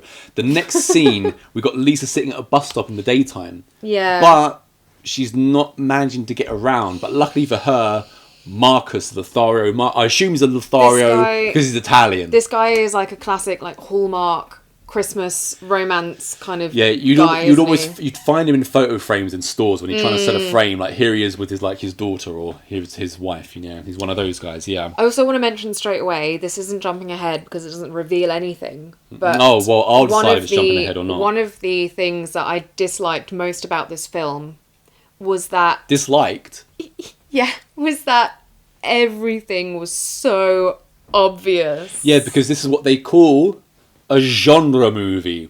So you go into it knowing what you're going to get. You don't expect anything different. You're there for gore. You're there for dumb shit. Nothing was a twist. Everything was like... everything was... Oh, here's this character. That's who they are. Here's this character. Of course. That's who they are. It's a genre film. It's a genre film. So yeah, we've got Lisa waiting at the bus stop. Marcus Lothario, he shows up. And, he decides to introduce himself and he helps her out. He shepherds her. Well, he's Italian. Of course, he's a Lothario. I've already mentioned that. Yeah, so I think because of repetitive nature, I'm going to add another half an hour to the bad girl cage. You never said anything about repetitive. Yeah, but I'm the star. I'm going to make up it as I go along. So Lisa is now being taken to where she needs to be, this house, where she's going to restore this painting. And as she gets there, luckily, opposite this place, Marcus just happens to run a pub. So he's like, I'll meet up with you sometime in the week. We'll rendezvous. She walks off to go into the house and has a celebratory puff on a cigarette at fine work, introducing himself to a lovely young lady. Again, Italian. I've also, you and I both actually have been to Italy a couple of times. I've been many a time. I don't think I've ever come across an Italian pub. No. It doesn't exist. You got bars. Lì c'è il bar. You got cafes. Yeah. I've never... You know what? There's that thing of like everywhere in the world has an Irish pub. I feel like Italy is actually one of the few places where I haven't noticed that many Irish pubs. But this is directed and written by an Italian, so he would know. Federico Zampagnoli. Pubs abound. Who's that? So now Emma's been shepherded to where she needs to be, this nice house. She meets Duchess Lisa on her entrance, played by the one and only Claudia Gerini. Wait, did you not say she was called Lisa? Lauren LaVera. She's called Lisa, and Duchess Emma. Sorry, Duchess Emma's running the house. Right. Lisa meets Emma. Okay. Yeah, Lisa meets Emma. Clay Aiken. I meant Clay Aikens. Played by Claudia Gerini. Federico Zampagnoli, Claudia Gerini. There is your in as to why we've watched this and what have we previously seen them in, or seen Claudia in and seen him direct. Oh god. Is it the Show Me Your Tulpa? Show me your tulpa! No! Tulpa! I'm pretty sure when we watched Tulpa, I rated that number 1 as well. And this, I found out, is his next movie. What a step up for him. Tulpa was amazing. Watch Tulpa, Demon of Desire. Oh. That's his full title. Yes! Can you dig it now? Can you dig it? Can you dig it? Okay, well, moving on. So there's our connection. You want to move on that quickly from Tulpa? Right, yeah. So then Duchess Emma then shows Lisa to this room where there's this giant blackened canvas, which apparently has caught fire. Or something, right? Like in the vicinity of a fire, and it's blackened by covered smoke. in ash and smoke. You name it. Whatever's black is on it. And Lisa is there to restore it. So this thing must be restored in 2 weeks, apparently, because it's going to London for a showing. So straight away, after introductions, Lisa gets to work. We see her just slowly taking away like the sootiness of this canvas. But she's disturbed quite quickly by a singing girl out on the balcony. So she goes to investigate. She gets distracted Show that me quickly. Your She gets distracted that quickly from this job she's supposed to be doing. It's not very professional, really, is it? She goes out onto like a balcony type area and she sees this young woman, singing off, and she tries to sort of approach her and be like, hey, who are you? And the girl says nothing and just storms off, apparently in anger. Yeah, she's silent, like you say, just she runs away. Yeah. And we now cut to the bus Yanks, the rest of them, let's say Madison, Tracy and Tony. And they are not staying in a house, they're staying in the middle of the woods, you know, to look at the fauna. And Tony, he's laying down in his tent, he's got his earphones in. But something comes through on his earphones, he becomes disturbed, so he decides to wander off into the woods. As he wanders off, camera cuts back and we just hear, ah! We hear him scream in the distance. The two girls notice that he's gone, or they notice his scream, one of the two. So I believe it's, Tracy, she decides to walk into the woods to find him. And as she's walking in there, because we should also mention that Tracy and Madison are a couple, so they're sharing the same tent. So Tracy leaves, goes into the woods. She comes across Tony's bloodied cap. That's all she finds is a cap. As she comes back, she comes running back, and she's about to go back into the tent, but she's grabbed by a weird looking hand. By a strange looking hand from the outside, and then kind of Madison like kind of pulls out a little bit. She's like, Tracy, and quickly though, she is also grabbed. So all three of our bus people have been taken, and once that happens, they awaken in a cell. This like dungeon type cell. There's another. They're each in their own separate cell. There's another man in a cell on the floor, a rat infested cell, and Tony is also there. Now we're back. Oh yeah, also Tony can speak Italian. Yeah, Tony speaks Italian, yeah. We are now back into the house, and Lisa, she's being praised by Duchess Emma, Claudia Girini, for her work, her quick work. She's like, she can't believe how quickly she's getting through. We also mentioned that all she's doing is literally just it's like window cleaning minutely. I was like, I mean, if this is restoration it's a work, bit like wax on, wax off, but with a canvas. It looks quite calming. Just put some music on or something, and I'd do that. Yeah. So Duchess Emma, because she's impressed, she invites Julia to. Sorry. Because she's impressed. Well, you don't think Lisa would be invited to dinner if she wasn't doing a good job? Absolutely not. She'd be like, go and find your own dinner at the pub next door or something like that. Have a roast. Yeah, because Italy's where pubs are. So yeah, she's impressed by her work. She tells her dinner is at 9. No, Duchess Emma, I'll call her Julia for a second. Julia's the daughter. So they're at dinner, and you've got all three of them now. Lisa, Emma, and Julia. Silent young Julia is also there. You just revealed, is Emma's daughter. Yeah, and clear. Also in real life, she's also Claudia Girini's daughter, and the director Federico Zampagnoli and Claudia Girini made Julia. So it's a real family affair going on Nepotism. In this film. Yeah, He's cast his daughter. Mr. Zampagnoli and Miss Girini, they're not together anymore. Haven't been for a while. So they still to be on great terms, it seems. Yeah, you would think so if you're going to work together. Very European. So while they're at dinner, Lisa kind of like makes mention of her father, who was this. Was he also a restoration guy, a restorer? He's the famous restorer. Yeah. And Emma was concerned that he couldn't come over and do the project. Yeah. She wanted the best.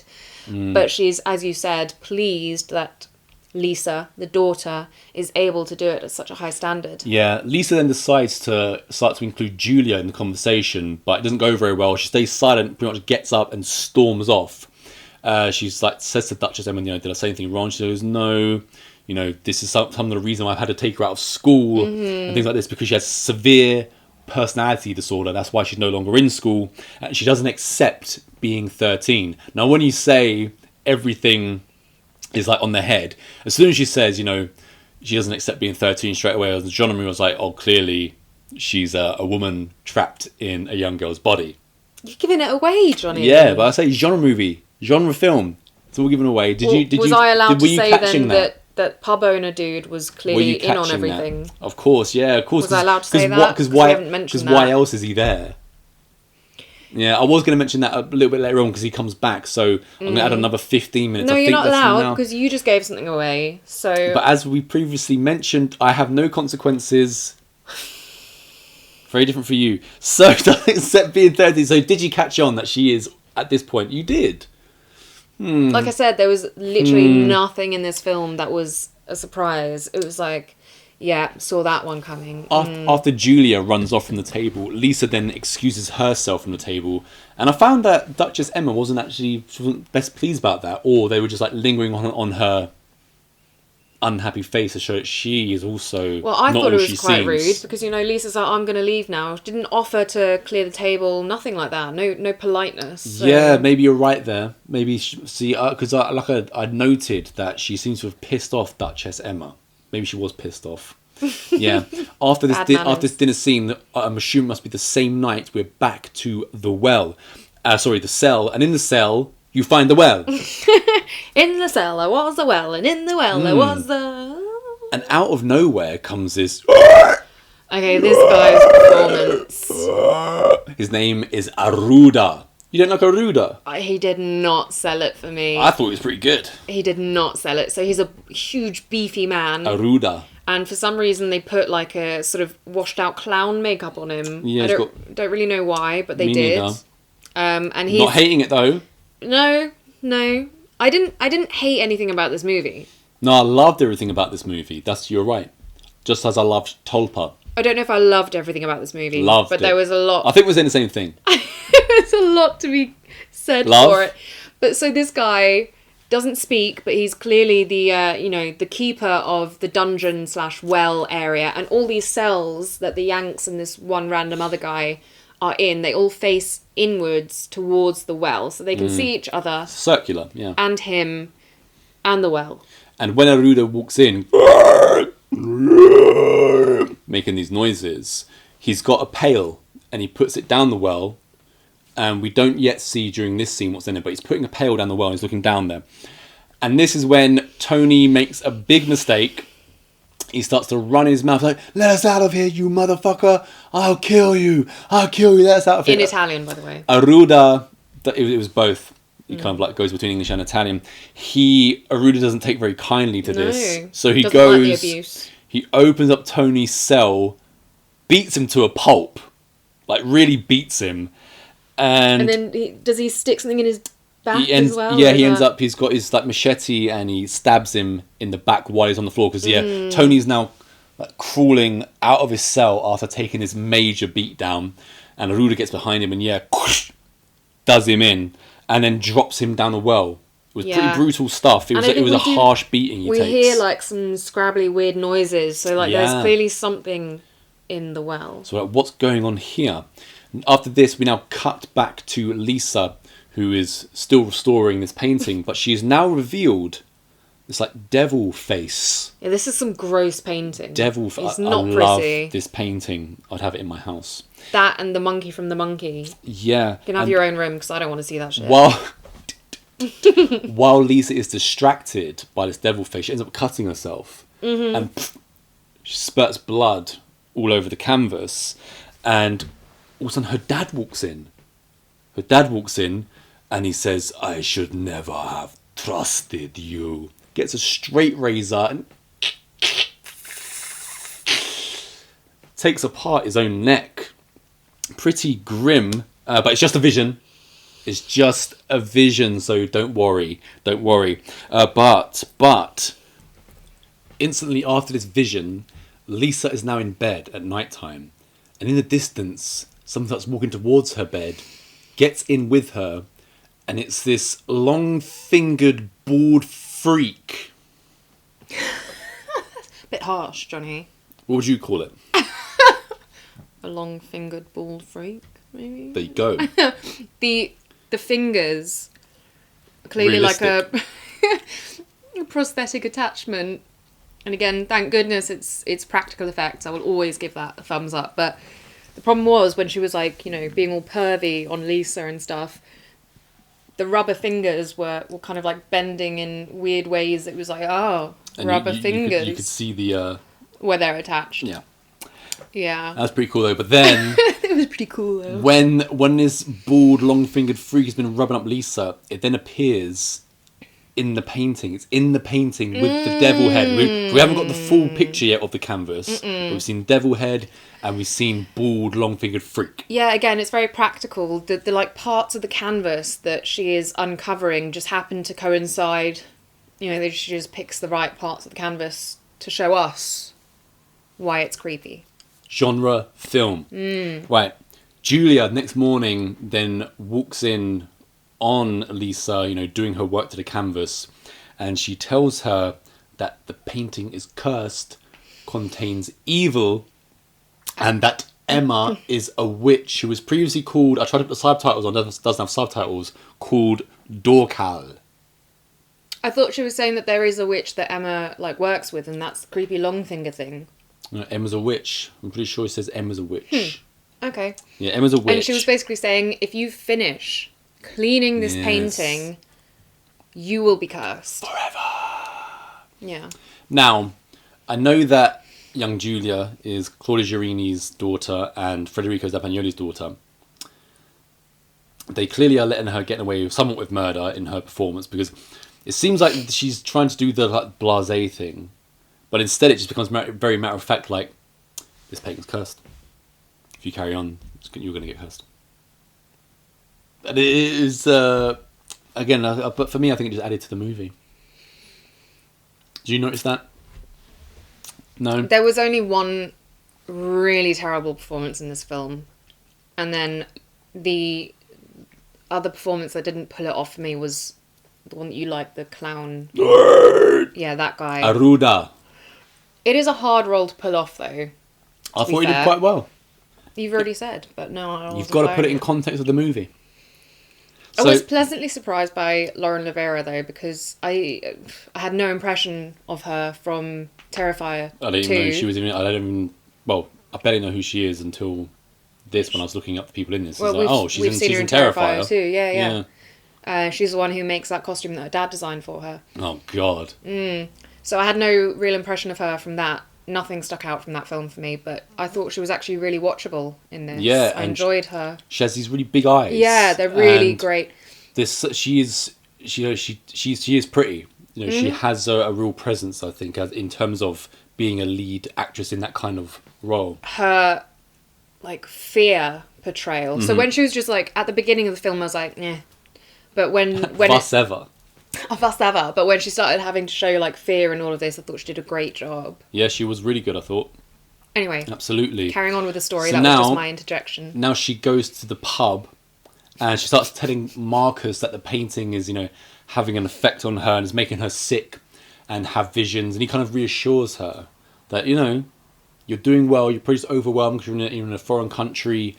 And you should just carry on with the painting because everything is going to be absolutely fine. Yeah, why does he care? Yeah, why does he care? Can you tell? Yeah, so... He's just a nice guy. He's not trying to get in her pants or anything either. We are now back to like the crux of the movie. Back in the cell with the well. And we've got the weird burping guy, Aruda. He's back. And this time, he's lifting the pail. He's retrieving the pail from the well. Because there's something in there that it's slit its wrists and offered blood into the pail. So it's kind of like a I like grey the way that blue was hand. filmed, because obviously awesome. The thing is in darkness and you just see the hands come over the pail to put the blood in. The only thing was it looked very similar to plastic hand lech thing. I thought the hands looked like basically the same, so it wasn't clear to me whether that was supposed to be the same creature or not. There, I should also mention that there was a quick cutaway after the bald freak vision and pub in between that, where they go back to the cell very briefly and they just show the other guy who's digging away at the floor in his cell, and the two girls, Tracy and Madison, they throw him something so that he can carry on digging. So now they're back. So we go back to where we are now, and the weird burping guy, once again, once he lifts the pail out, he's also like touching the blood as if it like means something as well when it spills at the top a little bit. Tracy says to Madison, if the guy in the cell who's been digging dies, then we are all done for because we need his digging expertise to get down, kind of the tunnel. The tunnel that he's digging. So, what does Tracy do? She decides to do what Tony did, which is not a good idea, and starts to berate Aruda. Was it Tracy or was it Maddie? No, Maddie's the white girl. Tracy's the black girl. Are you sure? I am sure. Okay. Once again, you question me every episode, and we get off camera and say, I was correct. So that's going to be another half an hour in the cage. So I think we are now at 4 hours. I'm going to say 4 hours. Either way, we're 4 hours now. Right, well, if Tracy is the one who at this point taunts, then Tracy was the one who cannot act for shit. This is her only credit. This whole performance. So from the moment in the tent, when Tracy's like, oh, let me go and look for like what's taken Tony, and she goes like that on the other girl, I was like, this girl can't act. And then she's in this thing being like, oh, come and get me. I was like, Jesus Christ, this is bad. No, Black Demon. But it's alright, because burpy clown face guy Aruda quickly has her gone. So with some spectacular gore. Tracy, if he dies, we're done for. So he distracts him. Very bad idea. So Aruda goes to her cell, opens the door, gets on the floor, chops off her arm at the elbow. So he's got this like sharp bit of bone poking out of Tracy's arm. She's on the floor, obviously blood spurting everywhere. Then he gets this like stick with 3 prongs, like a scowl. Like a what do you call it? tool type thing. I've written scowl. I've just called it. Oh, I've never heard that word, so I don't 3 know. prongs at the top, and while she's on the floor, he starts going at her back, and this is when the practical effects really start to pay off and come into play, because her skin is like being lifted and being like torn to shreds. Then he gets this thing and scrapes it across her face, and her eyeball comes out. It was disgusting, and I loved it. What really sold effects. This film as top place for me was the gore and the practical effects. Really That's good gore. What put this at top place for me. She is now chucked into the well after having her back scraped at and eye gouged out. And out of the darkness comes this thing. This naked creature. This naked, pale creature. Turns out to be something called Gulon. Right? And Gulon finds Tracy at the bottom of the pit of the well, surrounded by, skulls and other bones, other things that's been feasting on. Puts its hands into her stomach and rips out her intestines and starts to feast on them. So that's no way. Stuff. Tracy and Tony should never have opened their mouths. Who knows? They might have still been there. Yeah, I've written very Castle Freak. Loved it. Original Castle Freak. Now, we cut again to the next day, and Julia, young Julia, 13-year-old Julia, Duchess Emma's daughter, she's at the window. Yeah, she's crying. Because she's seeing... Why would she be looking at an older man dating an age-appropriate woman and crying? Could it be because she is an older woman trapped in a young woman's body? No. Possibly. I don't think so. Possibly it could be. She then starts going off at Lisa again, saying that her mother ruined her life and she won't let her live the way she wants to live. But then quickly, Duchess Emma barges into the room. Julia's kind of like waved off or whatever. And she says, don't let her fill your head with this nonsense. She's always falling in love with older guys, right? And then Lisa tells Emma about Julia's terrifying tales of the painting, saying, that it's cursed. If you carry on, you're going to be cursed as well. And Duchess Emma tells Lisa this is all just fantasy. And it's half the reason, again, that she's had to take her out of school. And she says, don't let this break your concentration, because don't forget, there will be a substantial penalty paid by you if the painting is not restored in time. So get your head back in the game. So Lisa's dad has made a huge mistake here, because it's revealed that if this painting is not finished on time to the best standards, then the restoration company that the dad owns will have to pay a fine, which Lisa says will completely bankrupt the company, will ruin the company. I was like, who signs that kind of contract? Maybe he was coerced. Why would you sign that? Because as we said, Duchess Emma is a witch. That's one of many questions I had at the end of this film, which I will reveal. Because this movie goes kind of like, it's literally just like scene, right? The next thing we see is another vision, and it's Lisa, and she sees a rearranged Tony being wheeled in by Madison. He's like got his Achilles heel is like hanging by a thread and stuff like this, and he's all like, again, pretty good stuff. And you got Madison saying, "Save us." Then end of that. We now have Lisa once again talking to Marcus in the pub, and she's like, "Oh, I want to leave, yada yada yada. The nightmare is too real. I don't feel safe." He says, "Don't worry, nothing ever happens here. It's a sleepy town. Just stick around." She then asks him, "Have 3 tourists by any chance, American tourists, come into the pub?" He's like, "I've got no idea what you're talking about. I haven't seen 3 tourists." I would notice if there were 3 Yanks here, but no. So then she also then mentions that she's lonely. I'm thinking he's in. Doesn't take advantage of that though. Yeah. So he convinced her once again to finish the job. It's now, of course, time for yet another vision. And we've got Lisa back in a room. She hears kind of like sniffling and crying. And there's a bathtub which is shrouded by a curtain.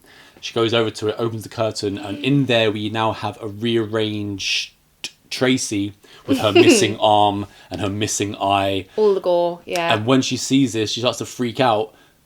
During the freak out, Duchess Emma comes into the room. She's like, "What? What's wrong?" And she accuses Lisa of being kind of hysterical. And she's like, it's 3 a.m. You've been at the pub. Are you taking drugs? What's wrong with you? She's also overflowed the bathtub for some reason. So obviously there's no bloody corpse in there, but she has had the tap running and the water's run over the edge. Yeah. So she's Duchess Emma is telling her, you're behind, and don't forget about the substantial penalty if you don't get this done in time. And we also have Lisa saying, attempting to leave, and Emma says to her, "If you leave, there will be grave consequences." Do you like the feng shui of Lisa's room? Because she's got her bed, she's got a freestanding tub, she's got this horrible painting which you love that she's working on. It's like a studio apartment in a mansion. Yeah, I enjoyed the apartment in general. Like I said, I think we both said, we just loved everything about this film, including the set pieces, right? So if you leave, you'll regret it. We are now, of course, back to the well cell. The guy that's been digging, he's finally made a full hole. So that literally the scene starts with him going, "Guys, I'm going to go and get help. I'll come back to you." He puts his head in the hole, and his face is instantly ripped off. Like, ripping off the front of his face. Federico Zampagnoli, I am a fan. So the hole that he made, he managed to get, it was like a drainage hole. Yep. And he managed to get the drain cover off. That's what he'd been working on the whole time. And even like before he got the hole, and then especially once he got the drain cover off, I was like, there's no way a human being could fit through that little hole. Maybe, but he was just peeping, right? I also wouldn't have gone head first. Yeah, but then again, if you're going to go leg first, I guess you're going to get your leg taken off. So it wasn't going to end very well for him regardless either way. of something being taken off, if I thought there was nothing down this hole except my escape, I still would have gone feet first. Either way, face ripped off.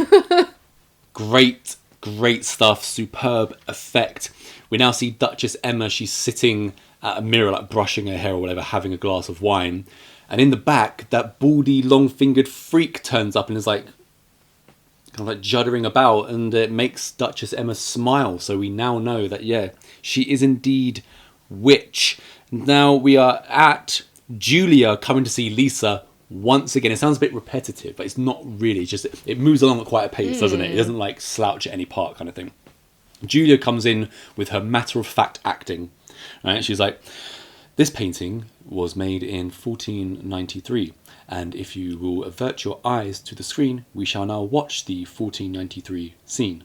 Doesn't actually say that, obviously, but this is what we're getting. Now we get this scene from 1493 of what's going on in the painting. And it's like this sacrifice tied to a tree. Little boy. Loads of kind of like foggy smoke. You've got the bald freak. Goulon from the well has come out and he's like, "Argh." Then you've got Duchess Emma who's reading some spell to Goulon. There's like the devil man in the background. And what they've done is they've made a sacrifice. Yeah, that's it, Marcus. Marcus the pub landlord. There's a sacrifice being made with a little boy tied to the tree, and the sacrifice lures out Gulon so that Emma can then trap Gulon and use his blood for eternal youth. Absolutely, except that I thought that it was Longfinger Baldy who was the actual witch who was casting the spell for all of them. But I think we're saying the same thing. Either way, it could maybe Baldy Freak is the witch, but I'm pretty sure I heard Emma is a witch from Julia. Emma is a witch. So once again, the ratio of when we once we finish the show and I go and look for the facts, I'm always right. I haven't been proven wrong yet. So we're just going to go with Emma's a witch. Yeah. It's because I don't go to prove stuff, whereas I'm pretty sure I've got stuff right. But... I'm not proving it. I'm just trying to give the facts of the movie. Right. So when we see, I love that scene, by the way. It may be hokey, where they're all around the tree and Gulon comes out. Oh, the old right. It's like a cheap heathen. Do you know what I mean by that? Yeah. Yeah. So Julia's now explaining, some hocus pocus. There's going to be a red moon tonight, and if that moon comes up and you restore this painting, then the curse will be renewed for another 500 years. Of course, Lisa poo-poos her once again. Yeah, but then Julia then lets out, there are 3 tourists that you've met. I know where they are. Yeah. So now she starts to show her this secret passageway. Yeah, and whilst showing Lisa the way down to the well cell, as you've dubbed she hears Emma sort of calling for her. So she's like, well, I can't help you any further than this because I need to go and make excuses or whatever, an alibi. But you can carry on yourself. So we then see Lisa kind of making her way. She's already, and by the way, Lisa, when she's still with Julia, she's now been introduced to... As you can see Aruda in the room. Yeah, so Aruda is kind of, I guess, unintentionally leading the way. And Lisa is following at a distance. Except at one point, she's a bit clumsy. And you've gone too far. That's 4.5 hours now. Because you're leaving out details. When she's walking through the passageway, she finds a suit of armour. And she takes the weapon from the suit of armour to protect herself. So now she's walking around with this suit of armour. That's not the detail I thought you were decides to follow. And Aruda has been at this mirror. So she stops. As Aruda leaves the mirror, she goes down with her weapon, goes to the mirror, and there are what around the mirror? Very European nudie pics of the ladies, which Aruda's clearly been looking at. Dirty sod. Little porno pics. Yeah. Oh, what a dirty bastard. Touch. I love that touch. Mr. Zampagnoli, you are the man. Right. Nudie pics of mirror, very European. So, yeah, as she's following him, dum-dum, she bumps into something. Clumsy, yeah. She knocks some stuff over with her foot. Aruda comes back out of the room he'd gone into, and he's looking around, and I think she's sort of hiding behind a pile of... maggot-infested... bits of limb and whatnot. Yeah, pretty grim. And again, at this point, I really liked her acting with her eyes and stuff. She's very impressive. Yeah, she's good. While Aruda's like, there's nothing here. I'm not sure how much he's got going on up there, so he kind of has a little look. Then he goes back into the cell. Madison's smarter than Tracy and Tony. She decides to keep quiet, but instead of getting you killed, that gets you felt up. So Aruda walks into her cell, starts feeling her up.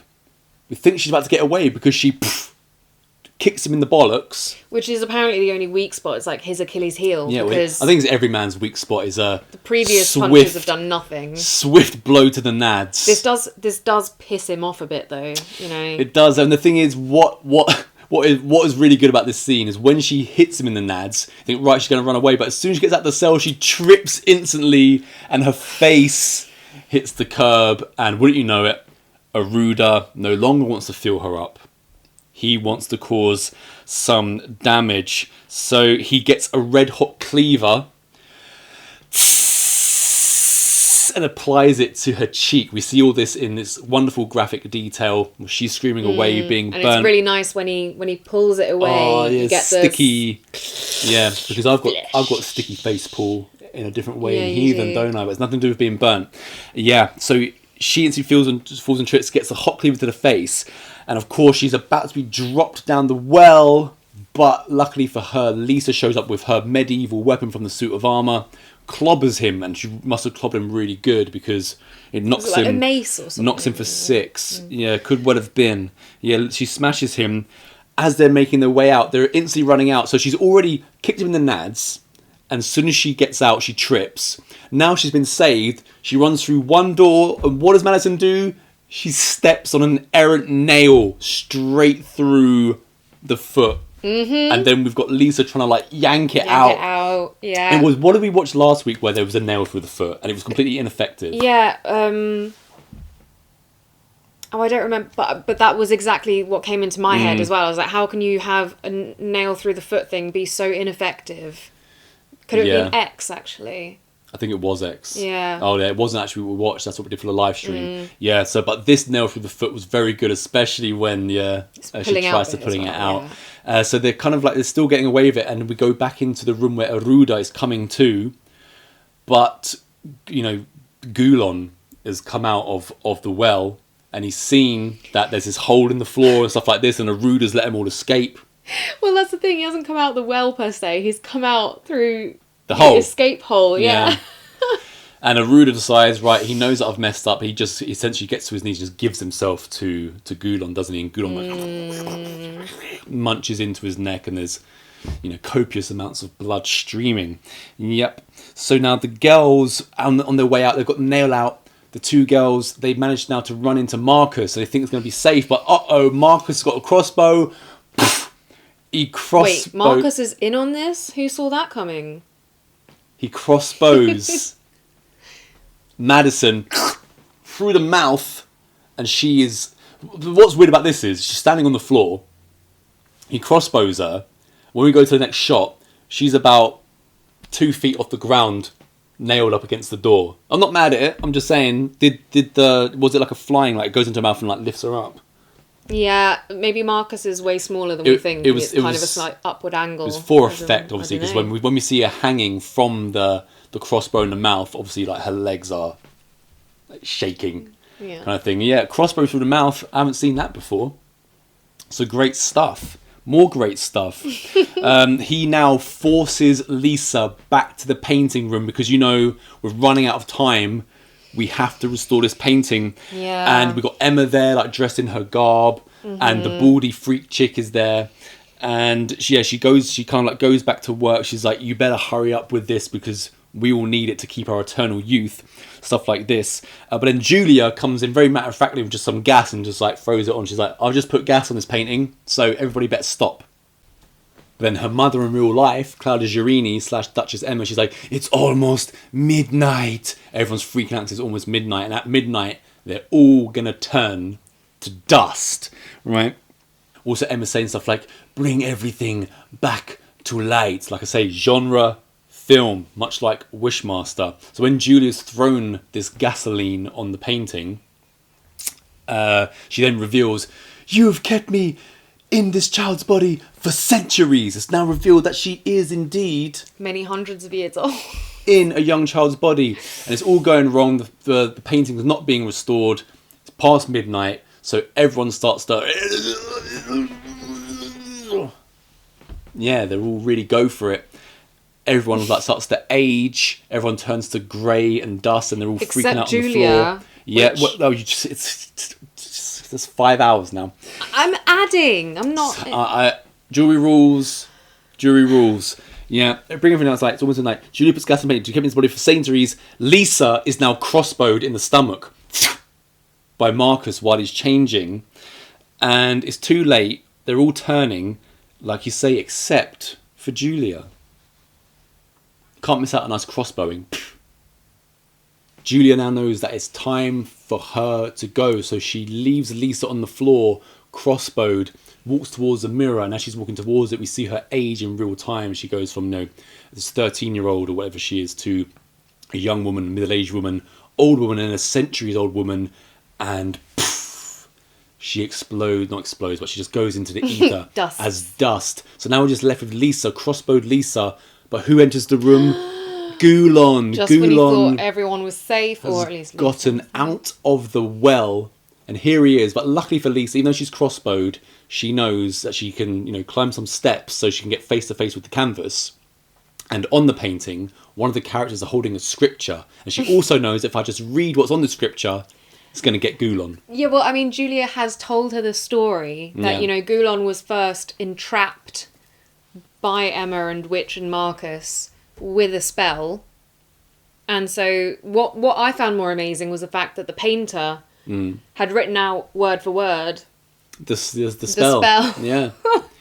It's like those. It's like when you go to prison. Not I've been to prison, and it's like when you go to prison. The inmates learn how to write in that ultra small lettering. You ever seen that? To the point where you have to have a magnifying glass to read it. Quite impressive. So maybe he's been to prison before, and that's where he learned that, along with how to make pruno in the joint.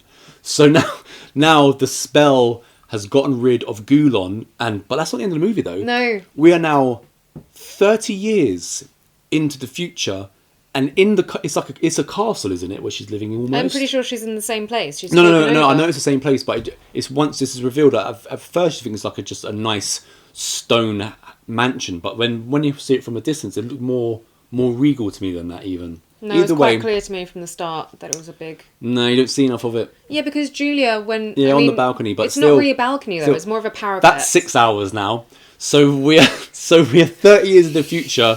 And I've got 30 years into the future, Lisa looking good, real good for 30 years into the future. She's got this whole new goth look to her as well. So really working for her. Gone are the doe eyes, in is the eyeliner. She's sitting at a computer or something like this. Someone walks into her room and says, Lisa, the Prime Minister has arrived and he wants some more, whatever the more of it could be. Lisa then walks down to this futuristic lab. And a scientist dotted about the place. And who's she got? She's got Goulon strapped to a gurney. And he's there with his blood for eternal youth. And the Prime Minister's in on it as well. He wants it. And yeah, like you just said, poor Goulon. Goulon is not he's not the antagonist of this movie. It's just in his nature. He eat people. That's it. At least when he was in the well, he was being fed. And it was kind of half his own choice. Here's a bit of me blood. Live on, feed me. Not great, but something. Whereas now, he's literally just strapped down with these horrible bright lights on him. Needles being poked into him. Are you thinking what I'm thinking? You want to see, as I want to see, The Well 2 Revenge of Goulon. Yeah, Return of Goulon, Revenge of Goulon. Yeah. Anything of Goulon. Yeah. I Goulon's a great character. I see what they're doing. It's obviously not groundbreaking, this kind of thing, where Lisa's taken over the role of, she's turned from good girl to the antagonist. I think I would have preferred if they just left it without that last scene in the future. Why? Well, it takes your main character and suddenly you just but she don't like her, and I feel like she's been corrupted by the promise of eternal youth. I feel like it's changed her too much. But it's 30 years. It's not overnight. Well, it would have been overnight, though, in a sense, basically, because she would have had to decide straight away, I'm going to strap this Goulon thing down and start hiring people to extract his blood. You've got to make quick decisions when it comes to eternal youth. Can't dilly-dally. Are you telling me now, if we got Goulon, are we keeping Goulon here now so we can just live on for a bit longer than we might do? Experience more things? I don't know. But anyway, Return of Goulon. When the credits start to roll, by the way, I should also mention that Federico Zampagnoli is also a musician. And there's a song at the end called The Well. And as we all know, Mr. Zampagnoli, English is not his first language. And I said straight away, it's a bit of a strange song that's at the end, because it's a lady singing it. And the lyrics everything is pain, all your hopes are dead, there's something in the painting. It's very matter of fact kind of thing. Another thing that just, for me, added to the film. I love this film. I love Mr. Zampagnoli. I love Claudia Girini, Tulpa, The Well. I want to see more of it. I mean, I love Italian horror anyway, ever since I saw Suspiria. I know it's the most obvious one, but that's one we always start with. Then you've got, Demoni 2, all the rest of them. He's doing it a great service, I find. You love Tulpa. I love Tulpa. You love The Well. I love The Well. You want to see The Revenge of Goulon. I want to see The Return of Goulon, or vice versa. You know, Mr. Zampagnoli, I'm a fan. He's 2 for 2. He's got 2 number ones for me now. You know, it's like 2 hit singles. This is the closest thing I would call to, you know, genre specific when we say horror. Yeah. Of any of the films we've watched in quite a while, actually. Yeah, this is horror. This is a horror movie, and like I said, it's a genre film. So you know what you're going to get, but it delivers. It delivers on what it promises. Great effects and gore. Absolutely superb effects and gore. Yeah. A classic storyline. Yeah, and it doesn't drag. Acting. It doesn't drag. It gets from point A to point B very quickly, and it's all interesting to look at. Performances, like you say, are all good. Score, all good. Some people have moaned about the score in reviews and stuff, but I wouldn't listen to those people. They probably like to come true. I must say, The Well, critically and by the people, well, apart from Black Demon, is the lowest rated movie. It's way lower rated than Come True, and that's an absolute travesty. So don't believe everything that you read. The Well rocks, right? Yeah. Right. I love you, Mr. Zampagnoli. And you've got a long 6 hours ahead of you. Hang on, yeah. Before I get in the cage, I did have some questions. All right. About The Well. So, as we mentioned, Lisa is on a time schedule. She's got 2 weeks to clean this painting, right? Before what we now know happens, which is that everyone turns to dust. Mm-hmm. Why did Emma wait 500 years to give herself just 2 weeks to clean the painting? Because she needed the premier painting restorer. She could have hired him sooner. Okay. No. We've already been on this. Why accept a contract where the penalty will ruin your business? Yeah.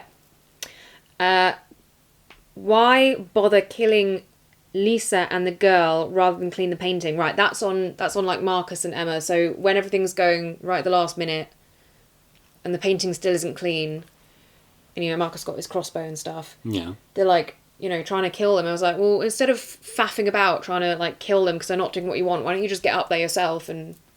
Because they are not qualified restoration people. They're not restorers. They're not qualified. Yeah, I think that kind of were the major question. And then, yeah, poor monster. I think because of those questions which have already been asked and answered during, that's going to add on another half an hour. So we've got 6.5 hours. 2 of those were not asked or answered. And you had very unimpressive answers. So you better get in there. Once again, Mr. Zampagnoli, big fan. Repeating.